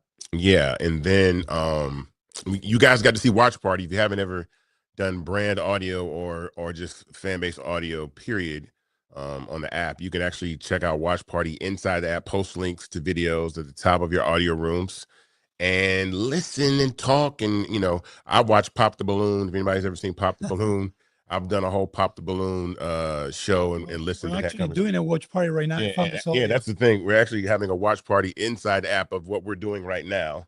So you can see that. It's really, really cool. And then we talked about some of the things that people have wanted, like dark mode. People got a chance to look at dark mode. People got excited. People got excited about it. What else? Carousels. Those are the things that we know we are going to bring. It's just a question of time. Yeah. So Yeah. dark mode, carousel. We also talked a little bit about AI. AI. No, let's talk now. I want you to talk about that because it was definitely. exciting. Talk a little bit about AI. Yeah, definitely. So we're definitely excited about AI and what AI means for the social economy, more specifically for creators, right? I know that AI can be intimidating. We're starting to see a lot of content out there generated by AI, but when AI is applied the right way for the right purpose, I think it has tremendous value. So for Fanbase, and because we are creator first and we're all about the creator, what we're trying to do with AI and what we're going to be doing with AI is empowering the creator, giving them better workflows and better tools so they can create a genuine original content in a better and quicker way. And also insights are super important, right? Yeah. So it's not just a question of us throwing you a bunch of data and saying, okay, figure out what's working for you. Imagine the power of AI and data in a social economy platform such as Fanbase, where it tells you where you're doing well, what can you do to improve your monetization, your visibility. So we are excited about bringing AI to really empower creator and benefits their audiences as well. And when we talk about creators, we're not talking just about individuals. We're talking about solopreneurs, small, medium, large businesses, MPOs. So we consider all of them creators in Fanbase, and I think AI is going to definitely bring Fanbase and the creator to a different level. Everybody is a content creator. Everyone is a content creator, and you can monetize from day one. From day one. I saw that question in the feed. Like, how long does it take to monetize? I was like, now, right now. Look at this camera right here. Remember, this is where we I wanna give a update on the raise. We are currently at $3,865,091 raised. I want to get to $4 million. For everybody that's out here is watching this right now. Yeah. Call your friends on the phone and be like, yo, I just saw this amazing program about this startup called Fanbase that is taking on the big boys like Instagram and TikTok and X, but I can invest in it. You can invest in it, and we can invest in it. So we need to all call each other. I say this all the time. I did the math. 33,000 people investing the minimum of $400 closes this raise, and we're off to the race. And what's important about that is a lot of the things that we talked about, we're going to build, but we could build them really, really fast. We could build them like in the first quarter, you know what I'm saying, or first 2 quarters of 2025. When we close this raise, and that's the impact that all the investment dollars that are going on have on how we're able to continue to scale and build the business. We play smart, we build smart, we manage capital well, and so we're gonna stick to the plan. But if we had a little more gas, the rocket could go faster, and that's what we want to be able to do. Definitely. So we had some amazing participants in this live stream. Yeah. They asked a lot of really great questions. Yeah. The entire team did a great job trying to answer those questions. So if you're still tuning in, hopefully we answer some of those questions, but we also wrote them down and we wanted to bring them here and do a live Q&A because some of those great questions, I think, are important to say them aloud, answer them, because it will answer some doubts that some of you might have as a creator, user, an existing or a potential investor as well. Yeah. I don't know why we don't have the names, but this is the first question is there a return for those who invested in Fanbase, and how would I and what that return is? So, I mean, here's the thing about investing. Any investment is a risk, right? And so what you're basically doing right now is you're investing in an early stage company that is not publicly traded yet. So this is a privately held company. Fanbase is a private company. And what's important about that is that these segments of growth in a company are the most advantageous for investors to be a part of the company, because this is when they scale from a $160 million company to $1 billion, $1.6 billion, and it continues to grow. When you think about the value of Facebook, that is a $1.5 trillion company, right? 20 years later, the people that invested, that had the opportunity to get in those first few years that Facebook was around, they're probably sitting pretty well right now and enjoying life very, very well. The only problem with that is everybody was already rich. Everybody that invested in Facebook in the beginning was already a rich person because they were an accredited investor, which means you, me, Ramiro, everybody out here never got the call to be like, yo, there's this social media platform that you can invest in, put your money in it right now, and let's figure out what happens. And so Facebook went on to do what it did, but it just made a bunch of rich people already richer, right? And I didn't like that. And so equity crowdfunding, which is relatively new, which is only around since really 2015 when the equity crowdfunding platform started, gave anyone the opportunity to invest in an early stage company and have equity very, very early. And so I think that part of the process is what I love because, the little guy can have an opportunity to do that. And I think also what's important about this with respect to social media is that we all know, right, that users determine the value of social media platforms. So imagine being able to invest in one and then leverage your reach, your influence, your network to come and use the platform and invest. And then it's this like repeating cycle, this repeating process that happens over and over as the company continues to grow in value. And so what I can say about your return is there is no guarantee, right? But what I can say is that this opportunity doesn't come very, very often.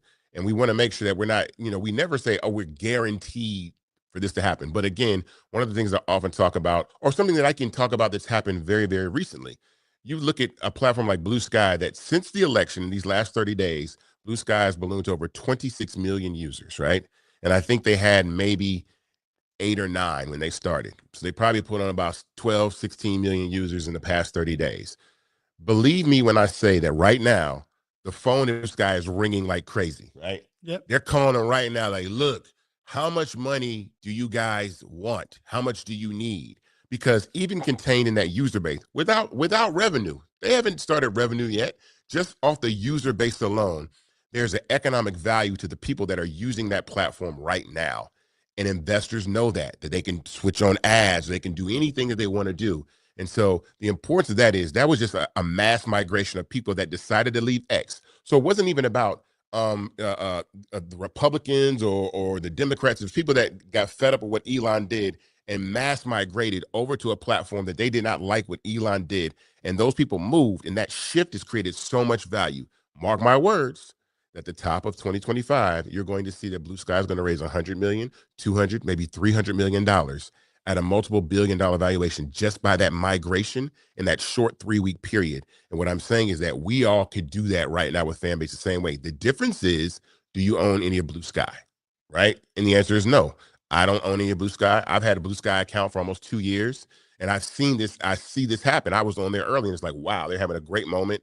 Shout out to Blue Sky. But I'm saying that this can be duplicated and repeated with people that actually have equity in the company. So that is why. So I'm not guaranteeing anything on investment, only the fact that I can guarantee that you investing in Fanbase and then telling other people to invest in Fanbase, and then those people coming and using the platform will definitely grow the value of the company. Definitely. So something related to this specific question that was asked several times today is about the exit strategy, right? As an investor, when you invest, you always also wanting to say, okay, when am I going to make money? Yeah. And if you have an exit strategy, what does that look like? So let's talk a little bit about exit strategies and what is our focus currently. So, okay, there's 3 eventualities for Fanbase as a company. It's typically most companies are in their startups, right? There's a merger, there's an acquisition, or there's an IPO. So there is an exit strategy. This company was built to be sold in one way, shape, or form, but it was built to be sold at a value significantly higher than the one that it is now, so that people like you who are investors see a significant return on your investment. Let's be real.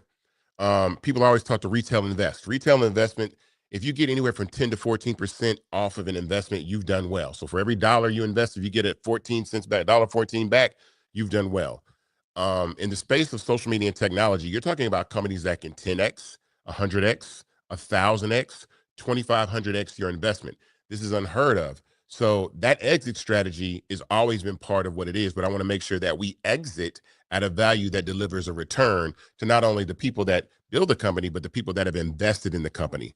So yeah. Yeah, and something that we've been saying as well to all those questions is right now our focus is growing the platform, right? We're hyper focused on growth and retention. So there's one thing that we can promise everyone is that we wake up every day. Yes. You're going to have it released at least once every 2 weeks. And we're always constantly going to be bringing value. We're going to get better. We're going to continue working. Yes. And every day we're going to get up and we're going to say, how can we do and give value to our creators so we can get them as close as possible to that minimum threshold so we can pay them. Yeah. Right. Mhm. So that for sure we can promise. But again, our focus right now is growth, but inevitable, we'll obviously have an exit strategy in mind at all times. I like this question. The second one, the escrow. Well, I mean, that's not, I don't like that one, but I'll answer it. I mean, it's a simple question. So typically your money stays in escrow as long as it takes for two things to happen. One, for a background check to happen, and then two, for you to confirm your investment. So there's two processes, right? You invest in Fanbase. Once that happens, your money goes into escrow. There's a background check done. And then once the background check is completed, and that's really about a 2-day period, you get a confirmation email. Here's where the delay might happen. That email might be in spam. You might not be checking your email. That's the most significant part of the process of investing in Fanbase, because there's never been a round where we've had people miss out on investing in Fanbase because they forgot to hit confirm on their investment. As a matter of fact, when we see on the back end of our platform, I see lots of unconfirmed investment that we have. But I'm telling you, if you have invested in Fanbase, check your email. If you don't know if you're invested yet, make sure you check and confirm your investment, because that could change a lot. That could push the race forward significantly, because there's a lot of money there that people have yet to confirm, because I don't want that money to get returned. And then people are like, oh man, what happened to our investment in XYZ? So that money stays in escrow just about that long, for however long it takes to do that. The question that I like is, team, will we eventually get music? What is the music strategy? That's key for growth and retention. So music is very, very complicated. Complicated for a couple of reasons. We are a monetized platform. We have subscriptions and we have tipping. The hurdle is the music industry wants their money, and they have rights and they have publishing rights. For that very reason, the only vertical on Fanbase that you cannot put content behind a paywall is Flicks, which is like short form video, where music typically will be. And so the reason we do that right now is because we don't want the music industry saying, you're putting our music behind a paywall, give us our coin. As far as music strategies, there's another thing that's also pretty tricky, and that's getting the rights to this music. Now, fortunately for us, we have a guy by the name of Bill Campbell, who's an advisor to us he's really the architect of music Not licensing. just a guy. Yeah. He's an amazing guy. He's an amazing guy. He's an architect of licensing for music. So when I started this, I come from the music background. So the first thing I said is, let me find somebody that knows about music and apps, and Bill is the guy. So he's the guy that wrote the initial licenses, the initial agreements for like Musical.ly and TikTok. And so these platforms can have music on them. So I sought Bill out as someone that could really help us get music to the platform. And so it's something we want to do, but again, it's a challenging process, and it's very, very costly too. Now, these licenses that these companies have, and what I mean by costly is, it's not costly as in the sense of saying it's, $100 million or $200 million. For companies like Facebook and Meta, that is. But for us, it's costly in the sense of it's something that we can spend, and it's going to move the needle on growing the platform while we continue to do other things that focus on growth and retention. And so it will be there, but we definitely want to add music, and music will be coming in 2025 when we close this Definitely, round. you say it right. So it's coming. I know that one of the things I do want to mention, Isaac, that you always been keen since we started talking about music the first time. Someone farting the alarm. Oh, no. Yeah, no. Is that, even though I know that you have the mainstream music licenses, you've always been very keen on independent artists. Yeah. And that is connected to what Fanbase is about, right? Yeah. We always say when we build Fanbase, we build it from the bottom up, right? Yeah. And when it comes to music, you also want to give the chance to independent artists to be able to showcase their music as well. Yes, indeed. Right? Yeah. So I'm not going to say too much, but I will say that music is coming. It's part of our strategy, but also we want to do it differently, and we wanted to do it in conjunction with what Fanbase is all about. So, all right. The next question is, what about ads? Will we control ad-driven content? Can we run our own ads? So currently, Fanbase does not have an ad model. It doesn't mean that we are against advertising. Here's the main reason why I built Fanbase without ads. It was simply because of content suppression. On all these other platforms that run ads, your content gets suppressed because they can't allow you to have the reach that they're trying to get brands to pay for to run ads with them. So if you have 10 million followers, they can't let you reach 10 million people if they're about to charge a company to reach 10 million people through ads. So they suppress your content. That's the big secret. That's what none of them will say, but I promise you it's real. So the reason why your content doesn't reach anybody that or most of the people that follow you. And you can look at your page, go look at any celebrity's page, go look at all these celebrity pages that are on Instagram, right? They might have 100 million, 200, 300 million, right, followers, right? Go look at the reach of their Reels videos, right? 10 million, 5 million, 2 million, 20 million, never 300 million, never 400 million. They're not going to do that because that's literally $28 million worth of reach that they have, that they would lose because brands would come to the users that have those large followings to run ads. So for that very reason, I think that we're going to continue to think about the process of how we can do ads on Fanbase and make it something that is interesting. Well, I think it's good that we talked about branded experiences, right? Yeah. Because we believe in disrupting to the way creators collaborate with brands and businesses. Yeah. We have what we call branded experiences. I know that today you show an example of branded audio rooms, right? How brand can collaborate with creators through the Fanbase platform. And we want to take that across all the different verticals, right? And one of the questions that we get all the time is, okay, you're not going to do ads, but is Fanbase revenue model is going to be always just subscriptions and lab, which is our digital currency. Yeah. And the reality is that is not the only thing. Branded experiences is going to be another way to diversify our revenue model, grow with the creators and with the brands in a creative way of doing branding through all the different verticals in Fanbase, and also, of course, partnerships, which is super important to us. So definitely there's a future for a collaboration with brands and businesses.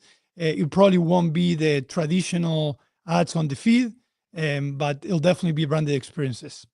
All Yeah, right. I mean, again, I'm not going to rule out advertising. I'm just not. Isaac, I think we might need your little finger my there. fingerprint? No, you can't do that. But let me text So Andy something. we have it's okay. We're live stream. That's We're what live. It's live. So we have the computer with the questions, and we just you can go there and put the I don't want to get up. Okay.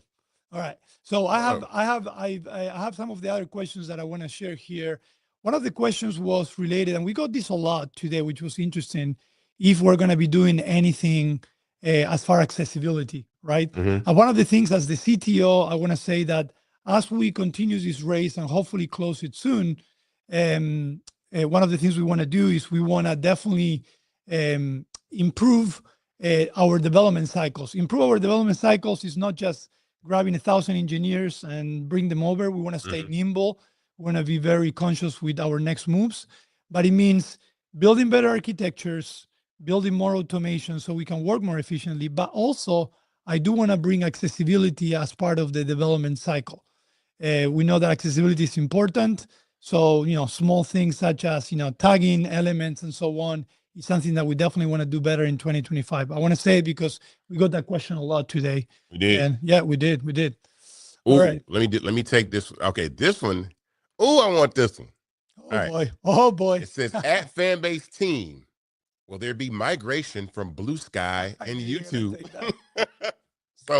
So listen, I had a crazy idea to say, hey, those repost apps that exist? Let's make a big one for like TikTok and Instagram, so people want to move their content over to Fanbase and migrate it over. And Ramiro, being the genius that he is in the team, they did it. We filed a patent for that. It's called content migration. So right now you can migrate up to 1,000, I think, 2,000 posts from Instagram or TikTok over to Fanbase. To the people that are worried about TikTok going away, we don't know what's going to happen. I can't tell you what's going to happen with TikTok, but I can tell you on the safe side that if you and all your friends downloaded Fanbase and migrated your TikTok content over to Fanbase, it would exist in a place just in case TikTok goes away, right? And so that content migration process is very, very simple. We have a new version called Migration 2.0. It's faster, it's smoother. Definitely check it out because it gives the opportunity for you to also start Fanbase with a fresh start, right? You're not starting from the bottom. You're not starting with no content. In fact, you're putting your content on a platform that now people can tip. They can actually show you love and give you revenue for tipping in that platform in that way. And so when it comes to Blue Sky and YouTube and even X, I mean, it's possible. I don't put anything. I don't put anything past the ability of what we can build as a I company. gotta be very careful what I tell Isaac, because once he gets in his head, no, but definitely, we want to make the transition in from other social media platforms a breeze. We know that Yeah. there is, creators today are overwhelmed with the amount of social media platforms that are there. Yep. The stress of starting all over again. I gotta create all this content that I put for many years. Yep. So for us, the focus is how can we make that transition in as simple as possible. And that's what we did with Instagram and TikTok. We're definitely going to be applying the same concept for the rest of the upcoming social media platforms.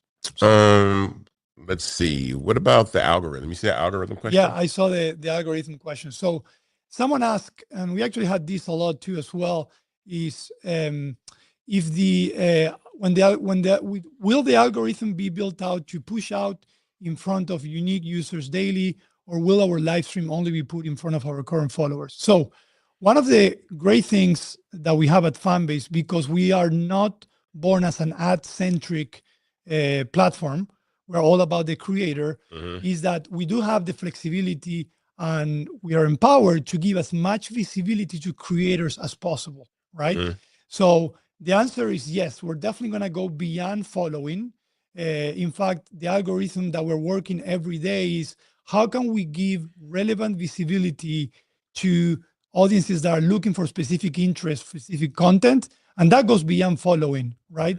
Following matters, of course, because you get to choose what you want to see, but at the same time, we're also going to be giving that visibility beyond following as well. So 100%, and I think that's something that I'm always excited about Fanbase is that we have that flexibility.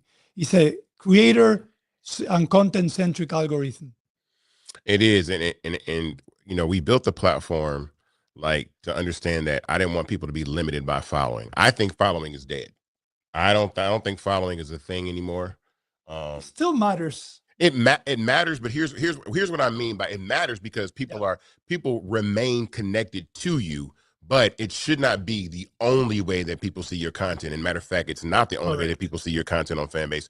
We wanted to go into the engagement era as opposed to the following era. So I always say, would you rather have 1 million followers and 100,000 views on your content, or 100,000 followers and 1 million views on your content? To get those types of views, it has to go beyond your following. People have to see your content that are not following you. So of course we want to make sure that algorithms put your content in front of massive amounts of people, because again, we're not concerned with limiting your visibility based off running ads. And so that's a very, very important key part. Anything else you want to? So we have a few more questions. Yeah. I know one of them I already answered, but someone asked, how much are you investing on platform design, speed, and performance and stuff like that? And I love that question as the CTO. And I think it's a good opportunity for us to share how the $17 million can shape the future of Fanbase and the social economy. Absolutely. So definitely a big part of the investment is taken to the product development itself, right? Yeah. Now, and I'm going to repeat again, product development is not just going out there and bringing 1,000 engineers, but it's how we can make this platform scalable, improve user experience, improve architecture, improve infrastructure and third-party integrations that we have, right? And a lot of times, what matters the most are the things that are not tangible to the user or visible to the user. And definitely, speed, performance are going to be part of that roadmap into improving the product itself. Okay, so we're hoping to, close the race as soon as possible so we can exponentiate that product growth, definitely. Yeah. Okay. So I have two questions that I think are important, because you talked about it today. And as we go into 2025 and as we share with the world our strategy, we mentioned two concepts. One was social economy. Yes. Right? So I would love for you to explain again to everyone the social economy. And I know the word itself must strike you, but I want to talk about social rehab. I know we can call it something else, but it's important because what Fanbase is doing is changing the way the industry will think about content. Right. You know what I mean? So I think it's important to emphasize on that. No, it is. So the social economy is really the convergence of where we are with social media and just media itself, right? Social media is the new television. right? And within that, all of us are part of this ecosystem. We are all channels, right, on a network. So every single person that's on Fanbase is really a network, is a channel. All these platforms that you are on, you are on these platforms, but the difference is that the monetization is not directed or even geared towards you, right? Because these platforms are so heavily so they survive off advertising. So the social economy is a convergence of social media, entertainment, television, monetization for every single person. So that's an understood language that your content has value. We have to get from the fact that we have to get past the fact that we don't consider that our content has value. Your content has value, right? If the platform is not paying you directly, then you are what's being sold. You are the product. And Fanbase pays you directly. We provide the opportunity, the mechanism for people to subscribe, to tip directly to you, right? And so the social economy is really where we're headed, where every single person has the instant ability to receive revenue, right, for content, whether they choose to or not, because people are generous. They share, they want to tip. We They have want that to in be part of, Fanbase a lot. A lot of time people go in there and don't even realize they have money. they make a comment, they go into an audio room, they go into a chat, and suddenly make money. We call that the aha moment. Like, They yeah, make money. I make money over here. Like, this is different. And people check their account. Like, I got $25 sitting over here. I have $17 sitting over here, and I don't even use it. Matter of fact, I had a meeting this week with a user, and they hadn't been on Fanbase in a while because they just haven't been anywhere in a while. But they looked at their account, and they made over $1,000 on Fanbase, and said, I hadn't even done anything over here. And I'm like, imagine if you were over here the last 2 years while you've been taking a social media, rest and not doing anything. I'm like, man, you've been, blowing up, popping. So one of the questions we have, actually there were several questions because some people ask, so are you guys a social media platform? Are you a creator economy platform? Mm-hmm. So is it valid to say we are a creator economy platform with social media feature and social media communities? Because yes, what's the difference a Patreon from Fanbase? There's no community. There's no community, Yeah. right? What's the difference between a TikTok or Meta and Fanbase is that they're ad driven, Yeah, right? they're ad driven. And the conversion that you're talking about is exactly that. Right. We're a creator economy platform with social media features and community, and that's what the social economy is about. And there's no one that is doing that except Fanbase. And with that, social rehab is what is taking place. And basically that means that there's this process of understanding that everybody that is so used to views and likes and attention, which is totally fine because we are going to give you that. You have that on Fanbase. But we have to transition from going from the attention and the views to also adding in the fact that there's actually monetary value. There's revenue there that every single person that uses Fanbase will have. So I don't care, like I said, if you're commenting, if you're in the DMs, if you're in audio, chat, if you post a story, you go live. It's just this ability for everybody to do that. And so there is going to be a transitional period that people are going to understand, like, wow, it's going to take a while for people to understand that as many views as we give you on Fanbase, we love that. But the residual impact, right? The fact that you'll be making money from those views because people will tip you for those views. And I've seen that somebody posted, I think this is something that happened. Somebody posted something, I can't remember what the video was, and they made like a couple dollars. And they were like, I only have like 600 followers. I mean, imagine if I had 6,000 or 60,000 or 600,000. And I'm like, yeah.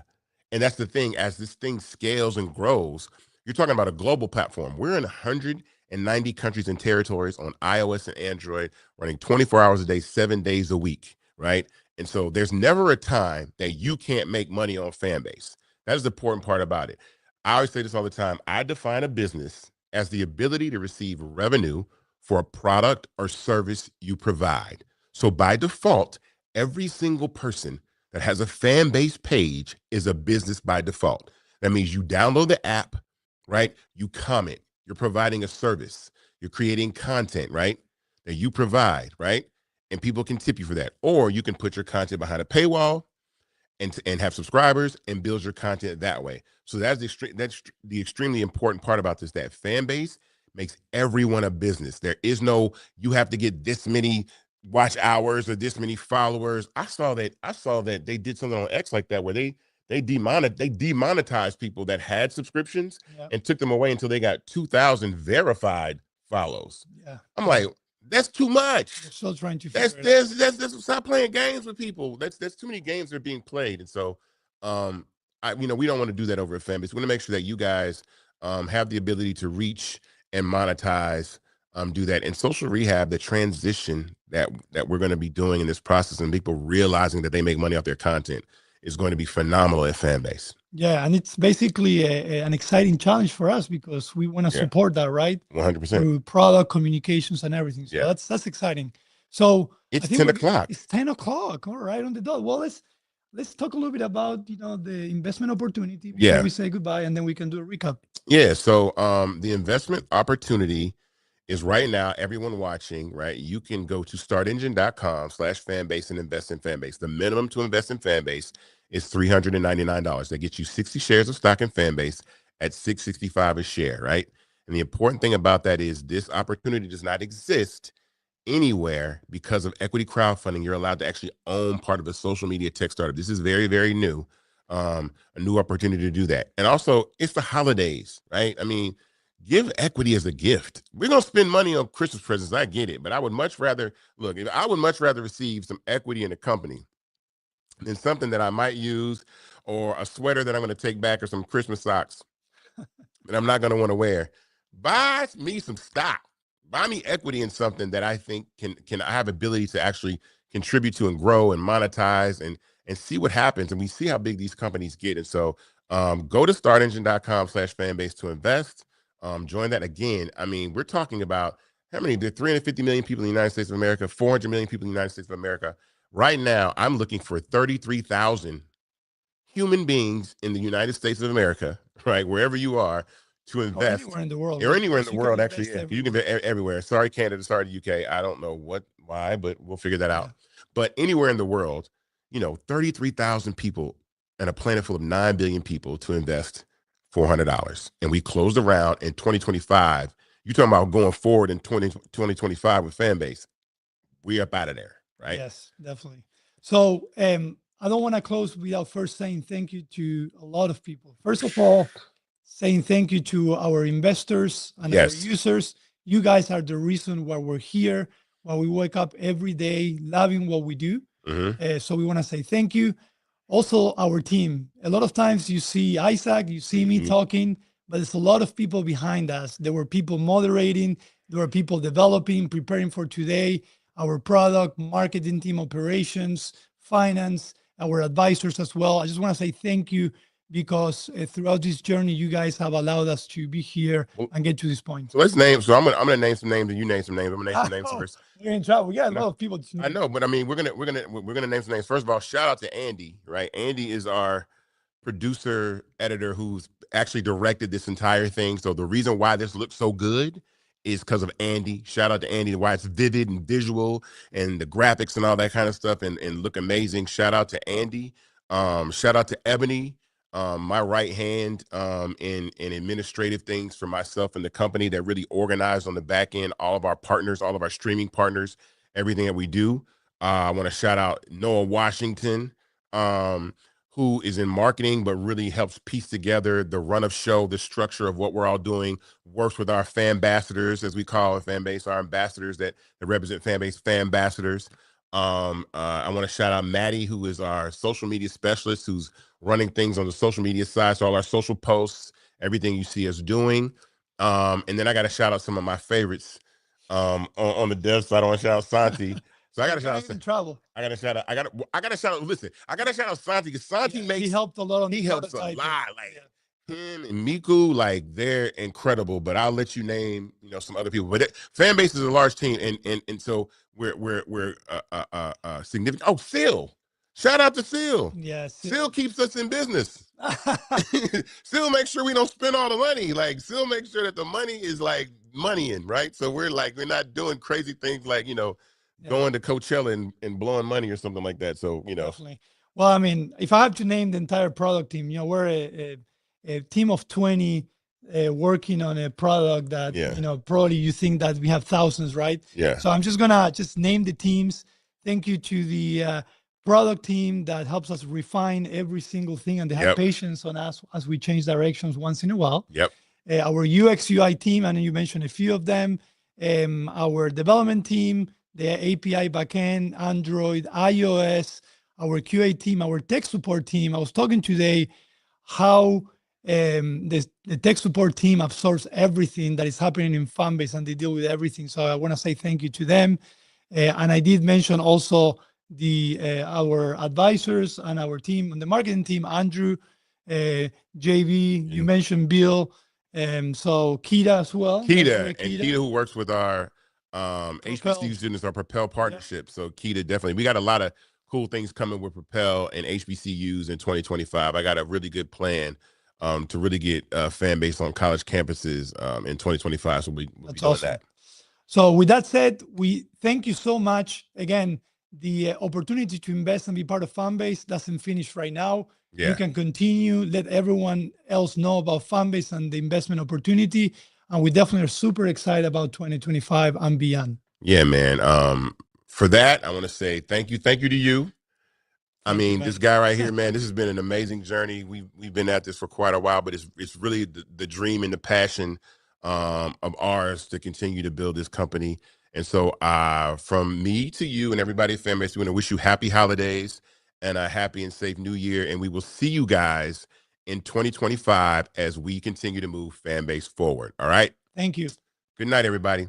See you later. Bravery is not the absence of fear, but the ability to overcome it. We stand for those who defy suppression, who speak out, and those who walk the road less traveled.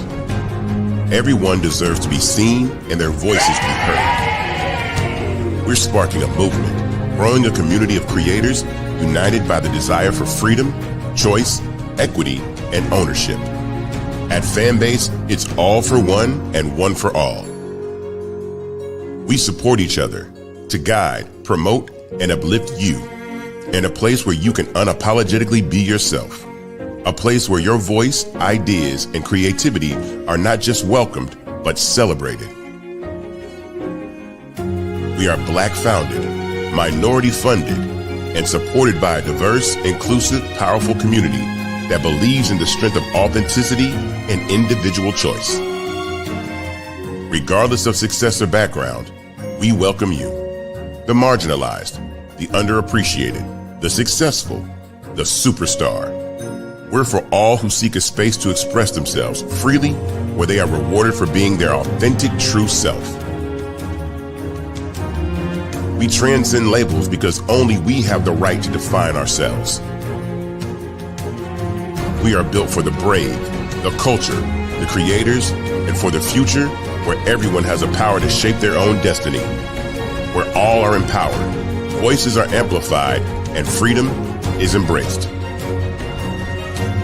For the first time, you have a chance to own the platform you helped make popular. It's a revolution, a movement in how we connect, create, and share. Everyone is a creator, and everyone has a fan base. Here, you can be you without limits.